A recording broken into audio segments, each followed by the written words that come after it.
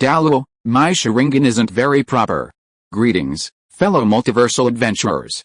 It's an honor to have you back in this saga that has us all hooked. Official channel statement, this story is 100% epic fiction.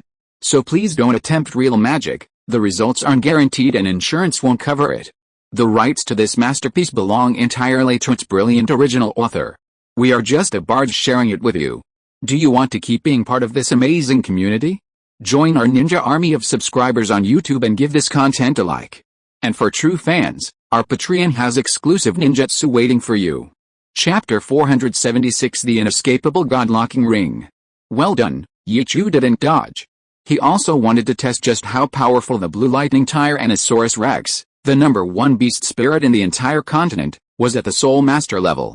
He imbued his Xuan hand with lightning and directly met Yu Xiangxin's Thunder Dragon Claw head-on. In such a battle, whoever dodges first is already at a disadvantage. Therefore, Xiao not only didn't dodge, but instead met the attack with even greater force. His physical attributes were definitely no worse than Yu Xiangxin's, in fact, they were considerably stronger. Moreover, there was a difference in soul power.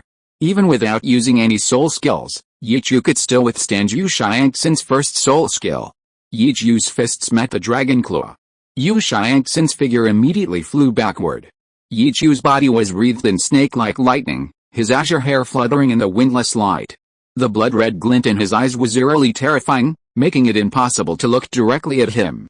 The lightning element of the blue lightning Tyrannosaurus Rex spirit was indeed very powerful.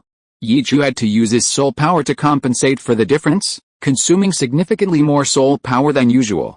But Xiao's opponent, Yu Xiangxin, was far from unscathed. Cracks had already appeared on the scales covering Yu Xiangxin's hands, which were covered in dragon scales. Xiao's iron fist had left its mark on him. Judging from the first collision, Yu Xiangxin was at a disadvantage. Almost as soon as Yu Xiangxin's body hit the ground, he sprang up again and charged towards Xiao once more. Lei Dong. Are you ready? Lei Bei urged Lei Dong behind him. Ready, Lei Dong shouted, maintaining the electric net on the ground, and attacked again, directly using his most powerful soul skill, the fourth soul skill. The purple ring beneath his feet flickered. Intense blue light emanated from Lei Dong's arms. 8 long blue legs on his back sprang up, and 8 bolts of lightning shot out, merging with the lightning released from his arms. A ring 3 meters in diameter and as thick as an arm appeared before Lei Dong. This was Lei Dong's fourth soul skill, the God-Locking Ring. This control soul skill of his was instantaneous and could not be dodged. The only way to deal with it was to withstand it with soul power. However, for Xiao, any attack that remained at the physical level was likely futile. A flash of blue light, and Xiao, who was using 2 Rasengans to repel Yu Xiangxin again, suddenly felt his body go numb. A 3-meter diameter locking ring instantly appeared around Xiao, rapidly shrinking to only his waist thickness, firmly binding his body within it. Streaks of blue lightning pulsed around Xiao's body.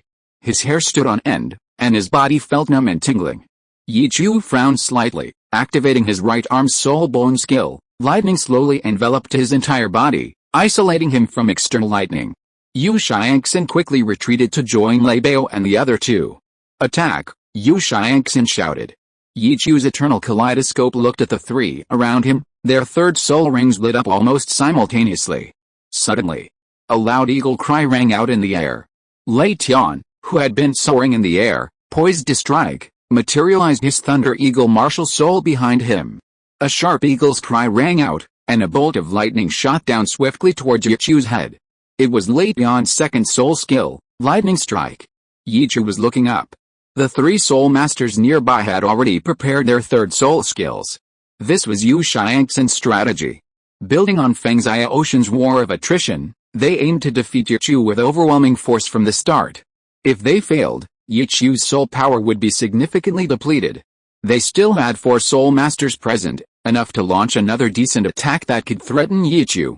The Thunder Hammer Soul Master's lightning hammer suddenly grew to a diameter of 4 meters, its long handle held close to his chest, and he brought it down towards Xiao. The Thunder Boots Soul Master's attack was also his third soul skill. He suddenly donned Thunder Boots, and a pair of small blue-purple wings appeared at his knees. With a flap of those wings, he actually took to the air. He then delivered a flying kick towards Xiao, his leg crackling with terrifying lightning. The Thunder Serpent Soul Master, also using his third soul skill. A flash of his third spirit ring, and 4 lightning snakes shot towards Yichu. The falling lightning from the sky, the flying kick, the giant hammer beside him, the surrounding lightning snakes. A slight smile appeared on Yichu's lips. His opponents were really thinking too highly of themselves. They couldn't have failed to anticipate Yichu's ability to use ethereal attacks. Therefore, the real killing move might be launched by Yu Xiangxin, Lei Bao, and Lei Tian from the sky. Whoosh! Yichu's figure suddenly blurred, becoming ethereal, passing through the attacks and the lightning rings binding him. However, Lei Dong had clearly anticipated this. His hands, which were pressed against the ground, suddenly flipped, palms facing upwards, and both arms rose simultaneously. A strange scene appeared. The blue light net on the ground rose as his arms were raised, actually floating into the air. They believed Yichu's etherealization was definitely not without a time limit. They now wanted to see just how long Yichu's etherealization could last. Lei Dong suddenly shouted, and a blue light net flew out, tracking Yichu's body and seemingly trying to envelop him. "You're all too naive," Yichu chuckled. His divine might could now remain ethereal for several minutes, so he had no need to worry about his opponent's attacks. He strolled leisurely across the arena, moving back and forth a couple of times. Bang! The attacks from all directions finally landed, only creating a slightly deeper crater in the ground before doing nothing. How is this possible? The 3 soul venerables, along with Lei Dong and Yu Xiangxin, were completely taken aback. Their combined attack, using all their strength, was enough to kill any soul master. But it had no effect on Yichu. He hadn't even left that spot, letting their attacks fall. Whoosh! Yichu wouldn't wait for them any longer. He ran directly towards the nearest Thunderhammer Soul Master, his 1,000 birds ready to strike. Thunderstorm. Let's go! Yu Xiangxin reacted quickly, rushing towards Yichu to temporarily relieve the 3 Soul Masters. Letting them face Yichu alone was practically suicide. A hawk's cry rang out. Lei Tian's lightning strike was undoubtedly faster. It instantly struck down towards Yichu's crown, but fortunately, Yichu managed to become ethereal in time. Lei Dong frowned. He raised his hands, each palm releasing a blue light thread, his first soul ring gleaming. The 2 light threads struck Yichu's body from 2 different directions. The timing was perfect, precisely on Yichu's path, just as he had dodged the lightning strike. As a control type, Lei Dong's control over the timing of his attacks was indeed extraordinary. Wishing everyone a happy life. QQ Group. 831,821,005. Chapter 477 Finding Fun in the Game. Facing Lei Dong's outstretched arms and the lightning threads he unleashed, Yichu completely ignored them. He passed right through them, his body instantly solidifying as he activated the 1,000-bird spear, thrusting it towards the Thunderhammer Soul Master. Whoosh! Lei Dong, naturally, wouldn't stand idly by and watch his teammate retreat. His lightning thread suddenly wrapped around the Thunderhammer Soul Master's waist, attempting to pull him closer. Yichu immediately unleashed a Rasengan, severing the lightning threads. Changing his stance, he unleashed a 1,000-bird spear at the Thunderhammer Soul Master. The Thunderhammer Soul Master held his giant hammer in front of him, blocking all the 1,000-bird spears. Lightning struck again from the sky. Yichu was forced to etherealize once more to dodge. The Thunderhammer Soul Master, along with 2 other Soul Masters, had already retreated behind Lei Dong. Whoosh! Yu Xiangxin and Lei Bao were now standing in front of Yichu, Lei Bao's second soul ring flashing. The explosive lightning ball from before was now attacking Yichu. Yichu spat out another large fireball. Thunder and fireworks exploded. "Yichu, you're really troublesome," Yu Xiangxin exclaimed, immediately charging towards Yichu. As she charged, her third spirit ring flashed, unleashing the blue lightning tyrant dragon's third spirit skill, Thunderous Fury. Yu Xiangxin's Thunderous Fury was similar in effect to Daimubei's White Tiger Vajra transformation. Lightning power and spirit power were both increased by 100%. The power of the blue lightning tyrant dragon spirit was undeniable. The intense blue light completely transformed into bluish-purple, like a layer of lightning armor covering his body. His dragon claws were noticeably larger, and the cracks left by Yichu earlier had completely disappeared. In another direction, Lei Bao also activated his third spirit skill, crouching on the ground. A veritable humanoid thunder leopard, he charged towards Yichu on all fours, unleashing a series of lightning claw strikes. Yi Chu's feet created numerous afterimages as he dodged, simultaneously launching a water dragon bullet. It circled towards Lei Bao. Lightning bolts struck again, shattering the water dragon. Yi Chu had no time to pay attention. He was already facing Yu Xiangxin, their fists clashing violently. The eternal kaleidoscope made it impossible for Yu Xiangxin to look directly at Yi Chu. She was forced to retreat step by step in the clashes. Even after using her third soul skill and pushing her soul power to its limit, she couldn't force Yi Chu to take a single step back. It wasn't until the thunderstorm joined the battle that Yi Chu began to feel somewhat troubled. Holding a fist-sized Rasengan in each hand, he constantly clashed with a leopard claw and dragon claw. As lightning fell from the sky, Yi Chu's body continuously pierced through it. Outside the arena, whether it was the students from various academies or the spectators, all eyes were focused on this match. This was a true clash of fists, a truly magnificent spectacle set against a backdrop of dazzling lightning. It was incredibly exciting. Although both competitors only had soul power at around level 40, their powerful martial souls and their fierce, determined eyes proved their strength to everyone. Even the powerful soul masters on the VIP platform, whose soul power far surpassed their own, were moved. In their eyes, Yi Chu clearly hadn't used his full strength yet. His intangibility seemed to last for a considerable time, and his clash with Yu Xiangxin seemed more like an attempt to find some enjoyment in the match. The Rasengan struck Lei Bao's chest, causing him to groan and bleed from the corner of his mouth as he retreated. Yu Xiangxin's Thunder Dragon Claw followed immediately. As if he had eyes in the back of his head, Yi Chu saw Yu Xiangxin's attack pierce through his body. Staggering forward, his back door wide open, Yi Chu showed no mercy, conjuring a Rasengan and pressing it towards Yu Xiangxin's back. Yi Chu's repeated intangibility had already alerted Yu Xiangxin. He twisted his ankles, contorted his body, and used his two thick dragon arms to block, taking the Rasengan's force with a groan as he retreated. Blood trickled from the corners of Yu Xiangxin's and Lei Bao's mouths. The power of both had reached an extremely terrifying level. However, Yi Chu's strength was still slightly superior. Neither of them appeared physically different, but the violent heaving of their chests revealed the significant impact of the previous collision. Yu Xiangxin stared at Yi Chu, his heart heavy. Yu Xiangxin was undoubtedly the ace of Ace and Thunder Academy. Among the younger generation of the Blue Lightning Tyrannosaurus Rex family, Yu Xiangxin and Yu Xianheng had always been hailed as the most outstanding twin stars. Their strength had always been roughly equal. It was only because Yu Xianheng was younger and more talented that he received more attention. To catch up with Yu Xianheng, and to gain more attention from the family, Yu Xiangxin dared not slack off for a single day. He put in far more effort than his cousin, whose talent surpassed his own. Before participating in this competition, he had already decided that he must defeat his cousin Yu Xianheng honorably in the finals, proving to everyone in the Blue Lightning Tyrannosaurus Rex family that he was the best heir to the family. How could he lose before even seeing Yu Xianheng? If Yi Chu knew what he was thinking, he would definitely tell his cousin, who had already been beaten by Yi Chu and was so badly injured he couldn't take care of himself for a long time. Lei Dong and the other three soul masters were resting and recuperating in the rear.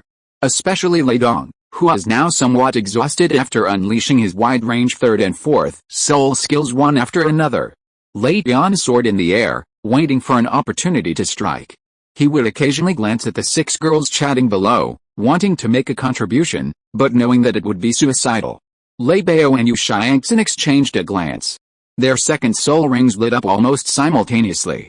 Second soul skill, Thunderous Might. Second soul skill, Dynamic Thunder Wave. Yu Xiangxin and Lei Bao's second soul skills, aided by their third soul skills, erupted. Lei Bao spat out a dense blue ball of light, shooting it towards Yi Chu. Yu Xiangxin stretched out her arms, unleashing countless blue and purple lightning arrows. The dazzling purple and blue light collided with Yi Chu. Bang! Yi Chu neither dodged nor avoided. He watched the attack approach with a smile. Crackling sounds filled the air. At the moment of impact, the entire arena seemed to light up with a sun of a special color. The immense fluctuation of soul power caused the center of the arena to tremble. Neither side used any techniques, only pure soul skill output. Amidst the raging lightning, Yi Chu's figure appeared and disappeared. Below the stage, Ho Wu watched Yi Chu's effortless and relaxed demeanor on the stage, and couldn't help but grit her teeth. This bastard is such a show-off. Bastard, just you wait. I'll make you suffer, And you'll never forget me. Hua Shuang, watching from the sidelines, shook her head helplessly and said dejectedly, "Sister, can we really do it? Wishing everyone a happy life." Chapter 478 Feng Xia Ocean completely lets go of Hua Wu. Brother, what are you saying? How can you boost others' morale while diminishing your own? Hua Wu glared angrily at Hua Shuang. There's still at least half a month before we encounter this bastard again. In that time, we can become stronger. Thinking of Yuchu's offense towards her, and his words about not caring about her or not liking her, Hua Wu felt secretly annoyed and disappointed. HMPH. I don't believe that bastard can keep having it so easy, but, Hua Shuang was about to say that Yuchu wouldn't stand still during this time. Before he could finish, Feng Xia Ocean interrupted. Sister Hua Wu, I believe that Yuchu has revealed more and more of his methods now. With your intelligence and strength, it shouldn't be a big problem for you to cause him some trouble, HMPH. You finally said something that's somewhat agreeable. Hua Wu shook her head and glanced at Feng Xia Ocean. Hua Shuang looked at Feng Xia Ocean, who remained stubbornly obsequious, opened his mouth, but said nothing more. He was truly impressed by Yuchu. He wasn't blindly optimistic, he understood that Yuchu was still in the melee combat phase. Facing the Thunder Academy team, he seemed to only use one soul skill, etherealization. Although he hadn't used the soul skill that made Hou Yaoang disappear into thin air last time, it didn't mean he hadn't. Any so-called trouble, once it's not on the competition stage, isn't trouble, right? Hou Wu frowned at Feng Xia Ocean's hesitant expression. Feng Xia Ocean, just say what you want to say. I hate your fussing up. Feng Xia Ocean paused, then smiled wryly. He realized he was indeed somewhat disliked by Hou Wu. Unfortunately, even if he wanted to change this fussy habit in front of Hou Wu, it wouldn't be something he could do overnight. Besides, Hou Wu might have already unknowingly fallen for Yichu. Ha! Feng Xia Ocean chuckled dryly, shifting half a step away from Hou Wu. He asked, Hou Wu, actually I'm curious why you're so eager for Yichu to remember you. Hou Wu raised an eyebrow. A flicker of panic and blush crossed her face. I didn't really want that bastard Yichu to remember me. Don't spread rumors, or I'll beat him up. Hou Wu finished speaking, then felt it wouldn't be right not to explain. HMPH. Besides, I don't want him to remember me, I want to make him miserable, to make him suffer. I'm getting revenge on him, that's the point, understand? Hou Wu clenched her fist and placed it in front of Hua Shuang and Feng Xia Ocean, her fiery red eyes staring intently at them, filled with panic, but even more so with warning. Hua Shuang immediately declared, Sister, don't worry. Whatever you want to do, I, as your brother, will absolutely support you wholeheartedly. Sister Huao, I understand. I'll definitely cooperate.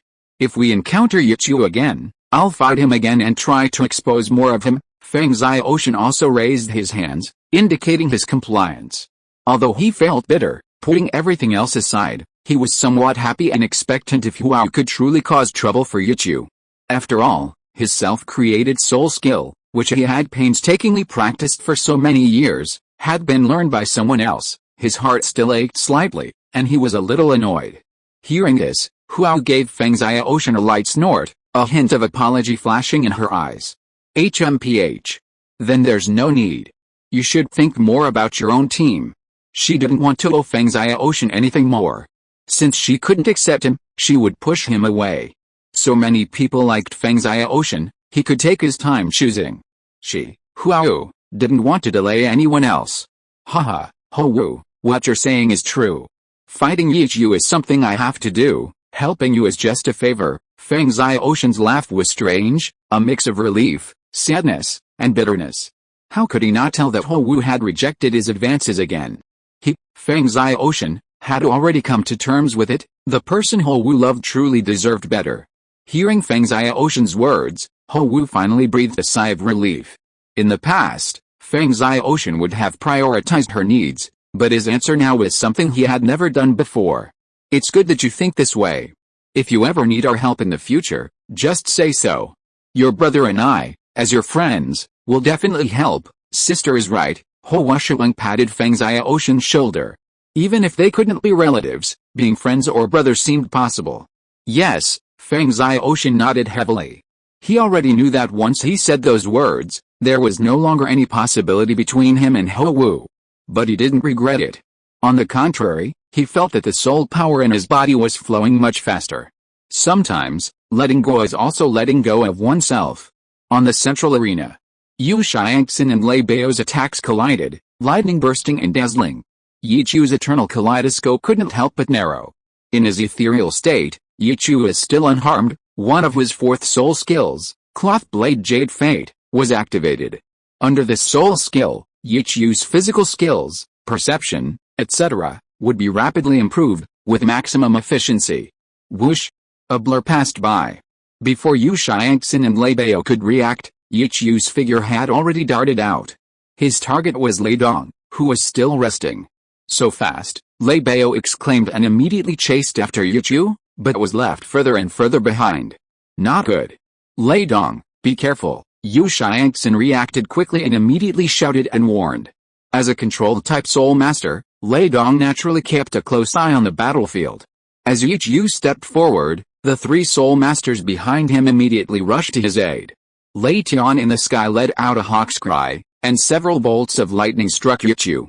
His body crackled with lightning, and with a few quick maneuvers, Yi Chu dodged all the lightning strikes, spitting out two spheres into the sky, one red, one blue. They rapidly charged towards Lei Tian, creating a powerful explosion. Yi Chu didn't even turn back, but quickly charged towards Lei Dong, his 1,000 birds, constantly surging in his hands, already poised to strike. "Hell, come on," Lei Dong murmured. A look of panic flashed across his face, and he took a step back, but his eyes held a hint of anticipation, which Yi Chu saw clearly. Lei Shi Soul Master activated his third soul skill again, a thick lightning snake rapidly lunging towards Yi Chu along the ground. Just as it reached him, it was instantly dodged. The lightning snake, as if anticipating this, split into four and circled around from behind, trying to coil around Yi Chu's legs. "Damn it! I can't catch up," Razor Soul Master said angrily. Wishing everyone a happy life. If you are listening to this novel on a channel other than Fanfic World, it means it was downloaded and re-uploaded without effort. We warmly invite you to visit our channel, Fanfic World. There you will find the original version of this story and many other novels of various genres. We look forward to seeing you dive into a world of incredible novels. Chapter 479 The Dazzling Thunder Pearl. Yi Chu had already reached Lei Dong, bypassing the third soul skill of the Thunder Serpent Soul Master. He was on high alert, and the 1,000 birds in his right hand cried out again, aiming for Lei Dong's shoulder.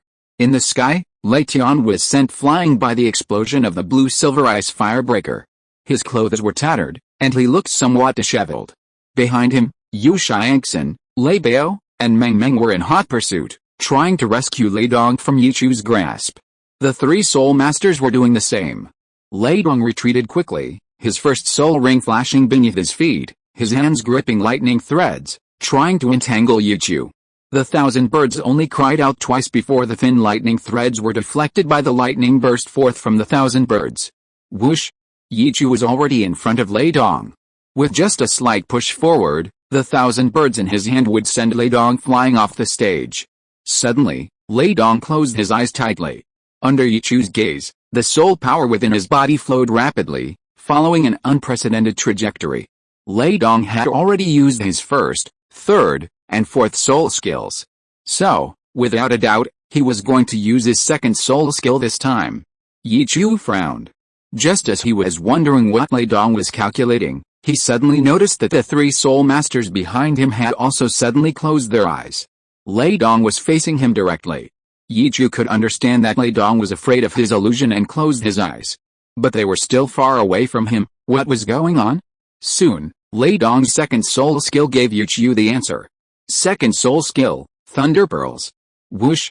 8 lightning spider spears, more than 3 meters long, suddenly rose from the ground behind Lei Dong. They were raised high with their tips pointing upwards. At the tips of the 8 spider spears, powerful lightning suddenly gathered. But Yi Chu could not feel any of the violence of the lightning. Suddenly, Yi Chu's vision went white. He briefly lost his sight. Behind Lei Dong, the 8 spider spears held up 8 lightning balls. Although they were formed from gathered lightning, they possessed no offensive power. Their only ability was to emit light, like 8 high-powered incandescent bulbs illuminating the entire central arena. The blinding brilliance affected the participating teams in the other arenas. Many in the audience were rubbing their eyes. Xiao Wu and the others, who were already on guard, squinted at the central arena. Yichu's figure was no longer visible. Yu Xiangxin and Lei Bao plunged into the center of the light. The only thing they could see was Lei Tian still soaring in the sky. Inside the light, Yichu closed his eyes, a few tears appearing at the corners of his eyes. In that instant, the Thunder Academy team had already done a lot. Whoosh! Lei Dong didn't retreat. He still bore the mission of guiding his teammates. This battle was worth his all. His third spirit ring lit up. He raised his hands downwards, releasing circular bolts of blue lightning from his palms, directly into the ground. The blue light spread rapidly in a net-like pattern, expanding outwards until he could sense all his teammates on the ground. He then activated his first soul skill. Lightning threads pulled Yu Xiangxin, Lei Bao, and the three soul masters behind him to Yichu's side, forming an encirclement. In the blink of an eye, Lei Dong, this excellent control-type soul master, had shifted the tide of battle in his favor. Yichu was about to open his eyes when, besides the lightning striking his feet, powerful lightning seemed to sweep and spread around his body. It was Lei Dong's fourth soul skill, the locking guard ring. Having unleashed 4 soul skills in quick succession, including the previous ones, Lei Dong was now completely drained. The lightning pearl behind him could no longer sustain itself and gradually dimmed. Yu Xiangxin lifted Lei Dong and threw him away, preventing the rest of their battle from affecting the exhausted Lei Dong. Before the light completely faded, under the watchful eyes of everyone, the only thing visible in the sky was Lei Tian. Suddenly, a hawk's cry rang out. Arms outstretched, his fourth and third spirit rings simultaneously ignited. The 2 purple spirit rings resonated around his body, and one could even clearly feel the lightning element in the air pulsating and coalescing wildly. He had clearly seen the scene below. This advantage was their second plan. To defeat Yichu as quickly as possible, he had unleashed his strongest attack right from the start. Yichu sensed the terrifying lightning above. His lowered eyes narrowed slightly. He also sensed the auras of the 5 people beside him. A faint sense of anticipation rose within him. He waited quietly, raising his eyes and squinting at the sky. Lei Tian's 2 purple halos shone brightly simultaneously, and blue-purple lightning began to surge rapidly around Lei Tian's body. A dark blue figure emerged from behind him, his martial soul's true form, the Thunder Eagle. Streaks of lightning converged on the eagle's body. Centered on Lei Tian's body, a massive blue-purple sphere had formed within a 5-meter diameter radius in the air. Drawn by the lightning, the entire sky seemed to darken. The ever-growing bolts of lightning appeared poised to erupt at any moment. Lei Tian's eyes had turned blue. The immense pressure caused Yichu's clothes to flutter even without wind, yet he remained motionless, allowing the lightning eagle to grow larger. Lei Tian had listened attentively to his teacher's explanation of Yichu's abilities. He slowly closed his eyes, focusing intently on gathering lightning power. The enormous lightning eagle had grown to 5 meters in length. Lei Tian's body quietly merged into the vast energy, and the eyes of his martial spirit, the lightning eagle, lit up. Those were Lei Tian's eyes.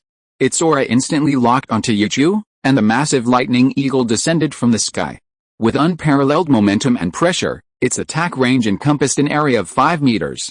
Just as the lightning eagle turned to descend, Yichu still didn't move, because he realized this wasn't the gang attack he had expected. Yu Xiangxin and the others didn't seem inclined to intervene.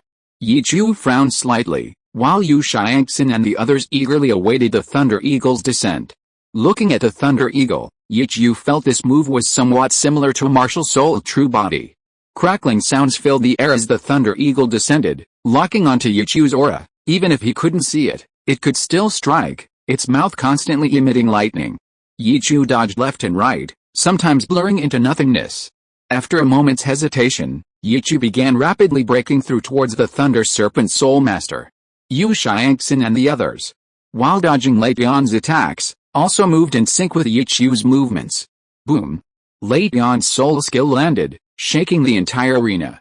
Within a 10-meter diameter area, it seemed as if a pool of lightning had appeared, constantly bursting forth with bolts of light. Wishing everyone a pleasant life. Chapter 480 Thunder Team's Relentless Attack. The audience watched this breathtaking scene with cheers. In the center of the thunder pool stood Lei Tian, bathed in lightning, adorned with lightning wings, his feet planted in a large crater. Even after landing, he didn't forget to unleash his lightning attack on Yichu.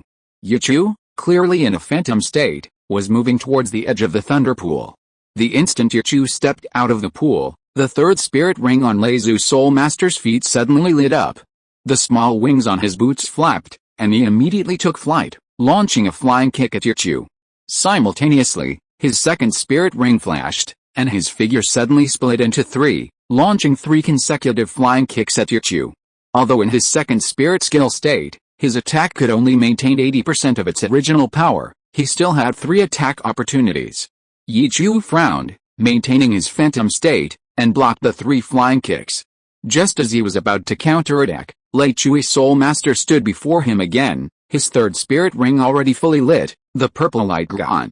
A massive lightning hammer slammed towards Yichu's face. Undoubtedly, the attack pierced through Yichu's body. The Thunder Hammer Soul Master let out a low roar, his second soul ring lighting up, and a lightning chain suddenly extended from his hand, linking with the hammer. It pierced through Yichu's body, preventing him from reverting to his physical form. From this moment, Yichu seemed to finally understand the Thunder Academy team's tactics, relentless attack, until they caught a gap in Yichu's ethereal state or the ethereal state ended. So, relentless attack is your tactic, playing like this will lead to defeat, Yichu smiled, shifting his body slightly and passing through the lightning chain. We'll only know after we fight, the Thunder Hammer Soul Master roared, pulling hard. The lightning hammer that had pierced Yichu flew back, attacking from behind. That's right. Who wins and who loses is still uncertain. Yu Xiangxin stared intently at Yichu, speaking in a deep voice. They had carefully studied the matches Yichu had played.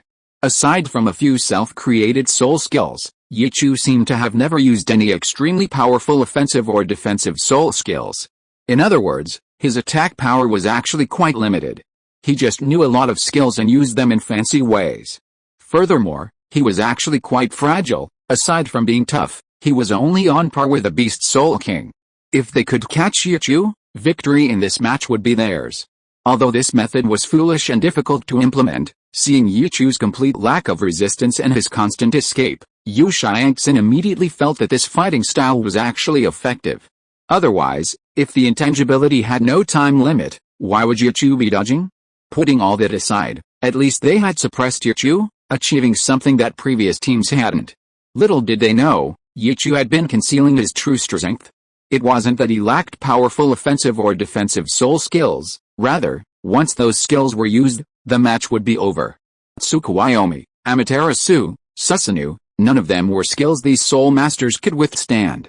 As for why he was dodging, it can only be said that Yichu didn't want anyone to know how long his ethereal form could last. Crackling sounds filled the air as the Thunder Serpent Soul Master, seeing Yichu pierce through the Thunder Hammer again, unleashed his prepared third soul skill. This time, he split his Thunder Serpent into 4, forming a long chain, continuously piercing towards Yichu's neck. He even attempted to have the serpent's head bite its tail, constantly moving in and out of Yichu's neck. How could Yichu allow him to succeed? Ghostly Shadow. Amidst the numerous afterimages, the 3 soul masters couldn't easily track Yichu. But Thunderstorm could. Thunderstorm's 4th soul ring lit up. The thunder leopard behind him seemed to come alive, its body trembling as it swelled to over 4 meters long, exceeding 6 meters with its tail. Under the effect of the 4th soul ring, the thunder leopard behind him transformed into 9 overlapping thunder leopard figures, pouncing towards Yichu. The 2nd soul ring continuously lit up, simultaneously spitting out thunderbolts towards Yichu as it charged towards him. The goal was to keep Yichu on the defensive. 9 overlapping lightning bolts pierced through Yichu's body, yet he remained unharmed. Yu Xiangxin's face finally showed a serious expression. They could only launch one more round of such continuous attacks. But if their coordination faltered even slightly, they could be picked off one by one, losing the match completely. Suddenly, Yu Xiangxin noticed a hint of impatience on Yichu's face. His confidence surged again. His 4th spirit ring flashed. In the audience and on the VIP platform, everyone was curious about how long Yichu could maintain his ethereal form. Uzaya Gang had even started timing. This was a golden opportunity, a chance to break Yichu's strange ethereal form. Others might not be able to do it, but his student Tang San could definitely. His blue-silver grass spirit, while not powerful, was undeniably sustained. The meteor hammer attack from the lightning hammer spirit master had given him inspiration, The length and range of the blue-silver grass determined the duration of the attack. Once he figured out Yichu's soul skill duration, even without understanding the principle, his prize student would be able to crack it. Unfortunately, he didn't know. Yichu's impatience was deliberately feigned, intentionally shown to those with ulterior motives. How long can Yichu remain intangible? It's been at least half a minute now, hasn't it? In the rest area, Hou Wuxiang watched Yichu fleeing on the stage and couldn't help but sigh. Feng Xiaoshan, who had fought Yichu one-on-one, shook his head helplessly. Regardless of how long his intangibility lasts, this soul skill is already incredibly powerful, completely immune to attacks. It's just too unreasonable. In that case, it'll be difficult for Hou Wu to remember his plan. Hou Wu, who was intently watching the match, was somewhat embarrassed and annoyed by Feng Xiaoshan's words. Feng Xiaoshan, no one will think you're mute if you don't speak. Shut up. I have my own plans. Feng Xiaoshan chuckled dryly. Haha. I know, Sister Huao, let's keep watching. Maybe Yichu will fall for it. Impossible, he won't lose, Huao retorted. Although she wanted to cause Yichu some trouble and make him remember her, she also knew how strong Yichu was. If he was only this strong, then he was far from what she had imagined. Feng Xiaoshan smiled sarcastically. Sister Huao, I didn't say Yichu would lose, I just said he might get hurt. You? Huao glared at Feng Xiaoshan, gritted her teeth, and shouted angrily, her face red. Shut up, have a nice day, everyone. Chapter 481 Soul Little Blue can be used like this. Hou Wu's angry shout surprised Hou Wuxiang, who was standing nearby. Her younger sister's behavior was indeed strange, especially regarding Yichu.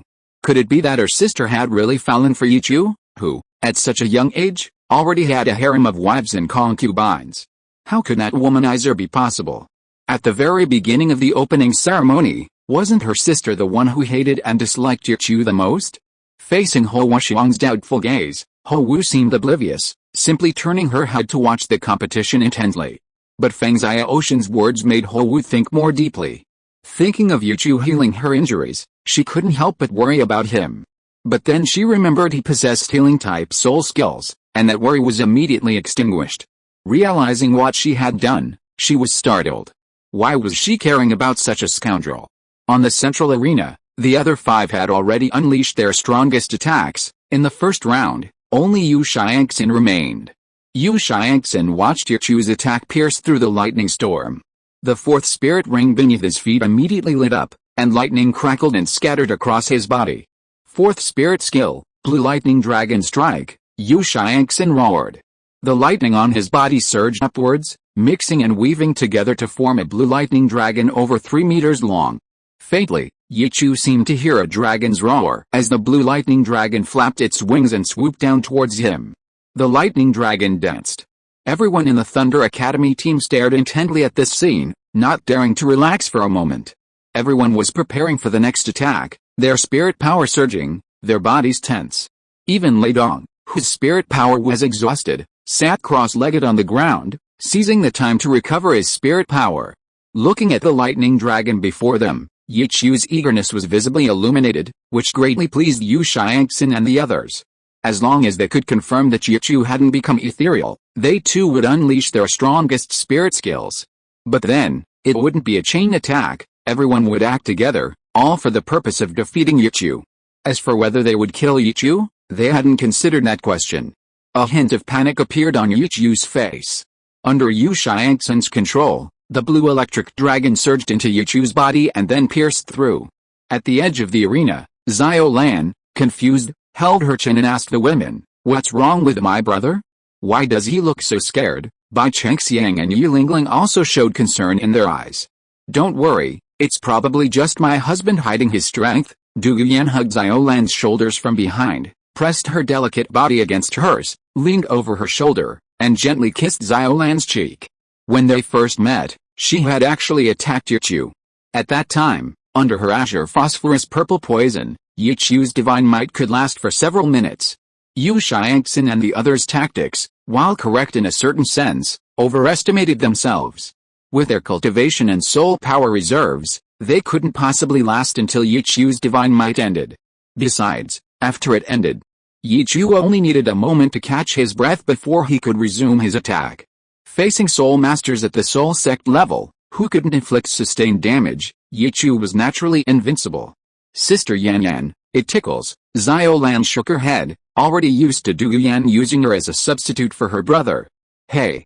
You silly girl, why are you doing this to Xiao Lan? Ning Rongrong frowned, trying to rescue Xiao Lan from Du Yan's clutches. Miss Ning, didn't you see that Xiao Lan doesn't resist? Du Yan rolled her eyes at Ning Rongrong. The implication was that Ning Rongrong was meddling. She then added, besides, it's not just me doing this. As far as I know, Lingling seems to often throw herself into Xiao Lan's arms for comfort too. Yanzi. What nonsense are you talking about? Yi Lingling, who had her pretty face hidden behind a veil, suddenly panicked upon hearing Du Yan's revelation. Her face beneath the veil gradually flushed red. It's all because you're too stingy? Facing the gazes of Xiao Wu and the other girls, she hesitated to speak, opening her mouth but saying nothing. If they hadn't been so protective of Yichu, she wouldn't have missed out on spending a night alone with him. Xiao Wu and the others were typical examples of the well-fed not understanding the hunger of the starving. Although Yi Lingling wasn't starving yet, she also longed to sleep in Yichu's arms.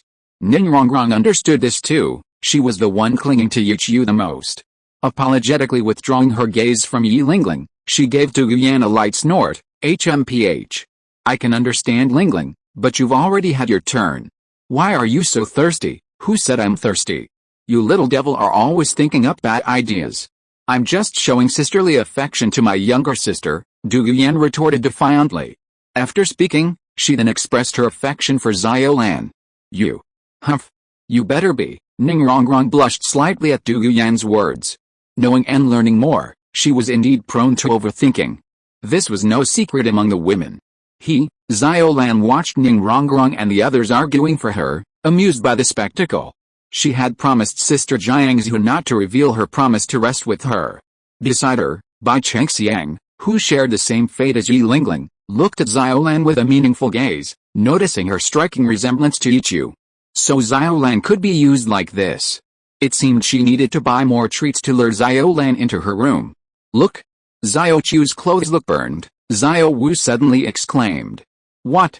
Which bastard did this? Ning Rongrong immediately cried out, for those clothes were made stitch by them. Meanwhile, in the midst of the battle, Yichu desperately tried to dodge Yu Xiangxin's blue lightning dragon swiftness.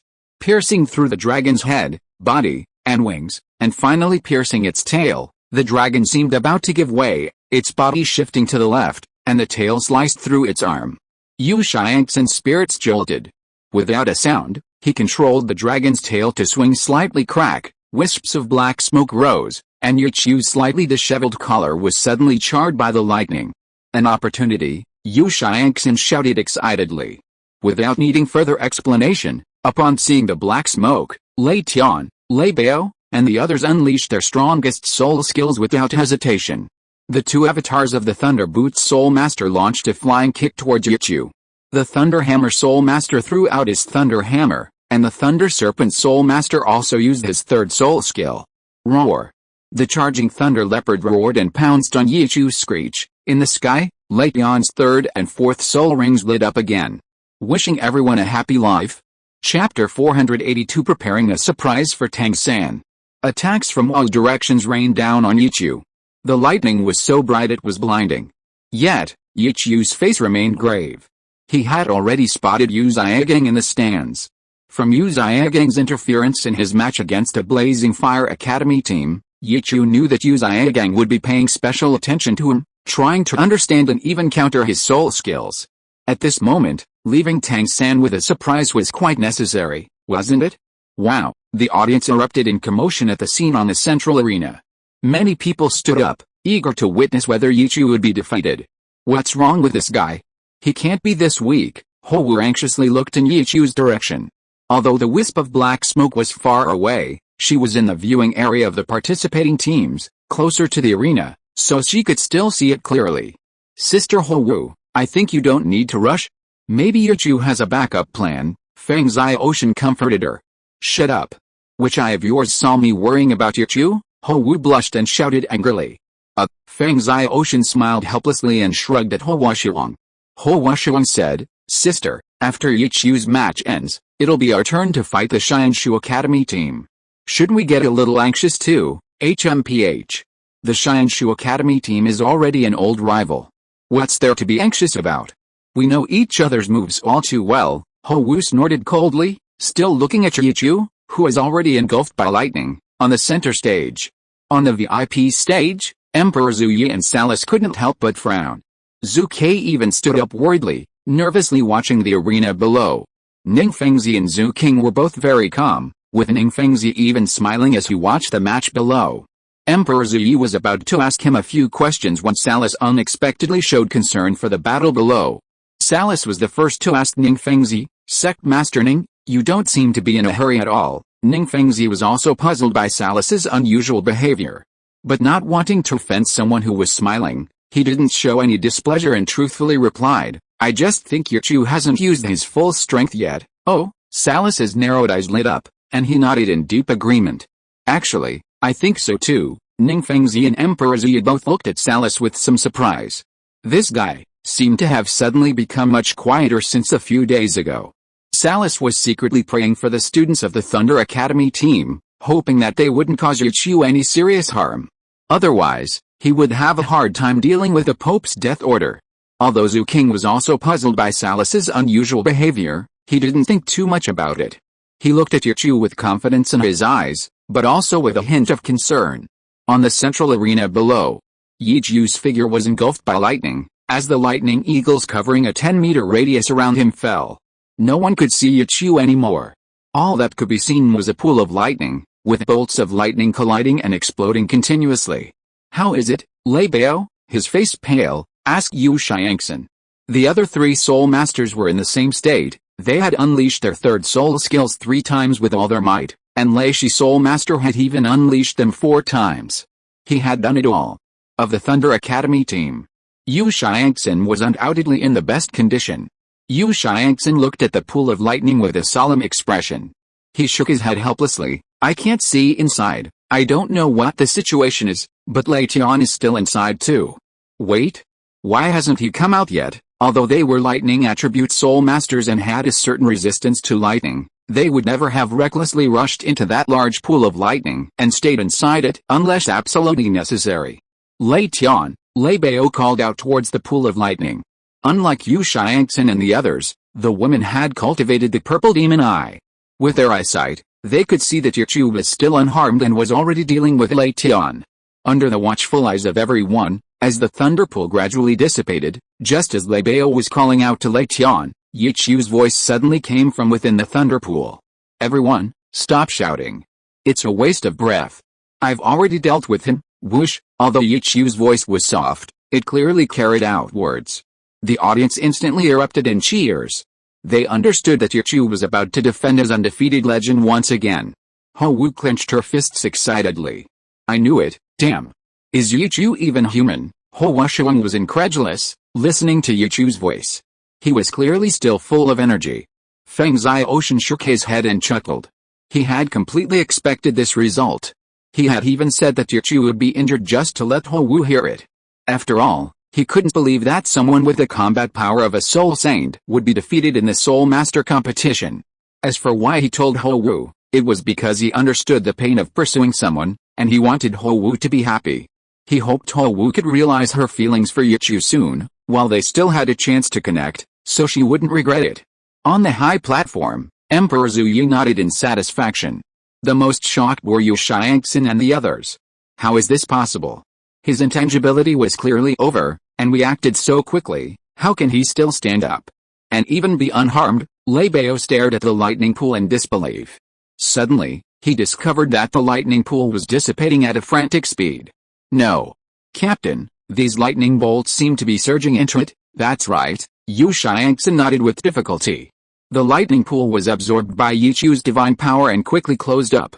Yichu's figure, wrapped in lightning, quickly appeared in front of him. The lightning was entangled, obscuring his face. But they could see him standing ramrod straight, one hand holding a figure kneeling amidst the lightning. "Lei Tian," Yu Xiangxin's face darkened as she looked at her motionless teammate. "Don't worry, he's alright," Yichu's voice rang slowly in their ears. When Lei Tian transformed into a lightning eagle and swooped down towards Yichu, He had intended to retreat at low altitude to escape the attack range.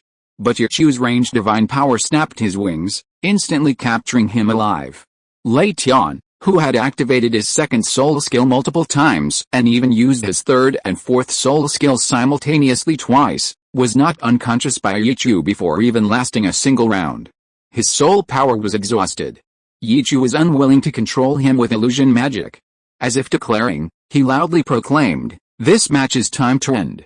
Yichu had given them the chance to shine brightly. Wishing everyone a happy life. Chapter 483 The Unyielding Yu Xiangxin.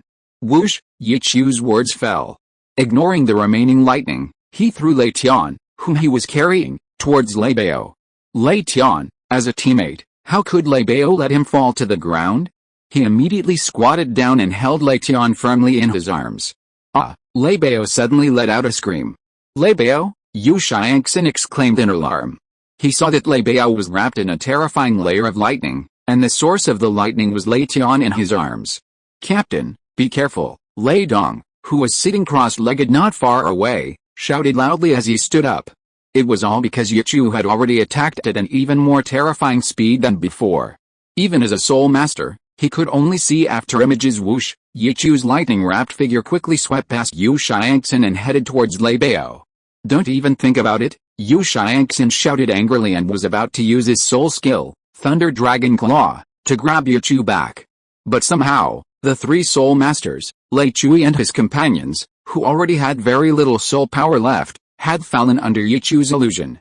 In their eyes, Yu Xiangxin had transformed into Yichu's appearance. They were coordinating their attacks, using their remaining soul power to strike Yu Xiangxin. Yichu? Yu Xiangxin roared in grief and anger, helplessly facing her teammates who had just fought alongside her. Yichu merely chuckled. He was already in front of Lei Bao. Lei Bao, paralyzed, couldn't react at all. He watched helplessly as Yichu's fist came crashing down on his face. Bang! A muffled sound. Lei Bao had been punched in the face by Yichu. Lei Tian slipped from his hand, and Lei Bao himself flew backward, crashing heavily to the ground. He twitched twice and then remained still. Crackling. Yichu heard a sound of lightning colliding, different from that of the thousand birds. Lei Dong, having rested for a while, ignored the flying Lei Bao. Lei Dong still vividly remembered the scene of Lei Bao catching Lei Tian, and he wouldn't repeat the same mistake.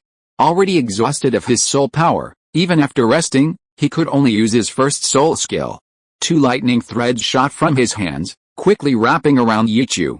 Yichu casually waved his hand, and the thread snapped. Yichu smiled helplessly and said loudly, "If your soul power is exhausted, don't bother joining the fun." Whoosh! Lei Dong still heard Yichu's voice, but couldn't see him. Thud! A muffled sound. Lei Dong felt a sharp pain in the back of his neck, and tried to turn his head, but before he could see anything, he collapsed. Yichu stood behind him, giving him a chop to the neck. Seeing that Lei Dong, Lei Bao, and Lei Tian, the three soul masters, were all dealt with, Yichu smiled and waved his hand. He strolled leisurely towards Yu Xiangxin, who was still dealing with the Thunderhammer Soul Master. When he reached Yu Xiangxin, Lei Chui's Soul Master had just been knocked unconscious by Yu Xiangxin and lay on the ground. Yu Xiangxin raised his eyes and scanned his surroundings. All six of his teammates were knocked to the ground, unconscious. A hint of sadness flickered in his eyes. Yu Xiangxin glanced at Yichu, the blood-red color catching his eye, and quickly looked away, unable to look directly at him. Yichu chuckled. Want to continue? Yes. Of course. My martial soul doesn't allow me to admit defeat. Yu Xiangxin closed his eyes, took a deep breath, and gritted his teeth. Alright. Let's go then. Don't worry, I won't use illusions to interfere with you. Yichu stood to the side and beckoned to Yu Xiangxin with his finger. TCH, Yu Xiangxin curled his lip in displeasure. He immediately charged at Yichu, using no soul skills other than his third soul skill. Want to fight me hand-to-hand? I'll grant your wish. Although Yichu had never been particularly fond of the Blue Lightning Tyrant Dragon clan because of Yu Xiaogang and Yu Xianheng, he didn't dislike Yu Xiangxin as much as those two. Besides, Erlong was his aunt, and he was also her uncle, so he was giving him a chance to prove himself. Yichu didn't use any soul skills either. He simply used the mysterious Jade Hand and Thousand Birds possession to meet Yu Xiangxin's attack. The two bodies collided. This time, it was a full-blown hand-to-hand combat. Palms and dragon claws landed on each other, unleashing powerful force. Possessing the Sharingan, Yichu was particularly adept at hand-to-hand combat. With each collision, Yu Xiangxin was bound to suffer some damage. He was knocked back, attacked, knocked back, and attacked again, and so on. Dragon scales flew everywhere, blood began to flow, and wounds began to appear on his body. However, Yu Xiangxin's gaze remained so persistent and proud, revealing his undisguised desire for victory. Boom! Yichu's palms struck Yu Xiangxin's chest.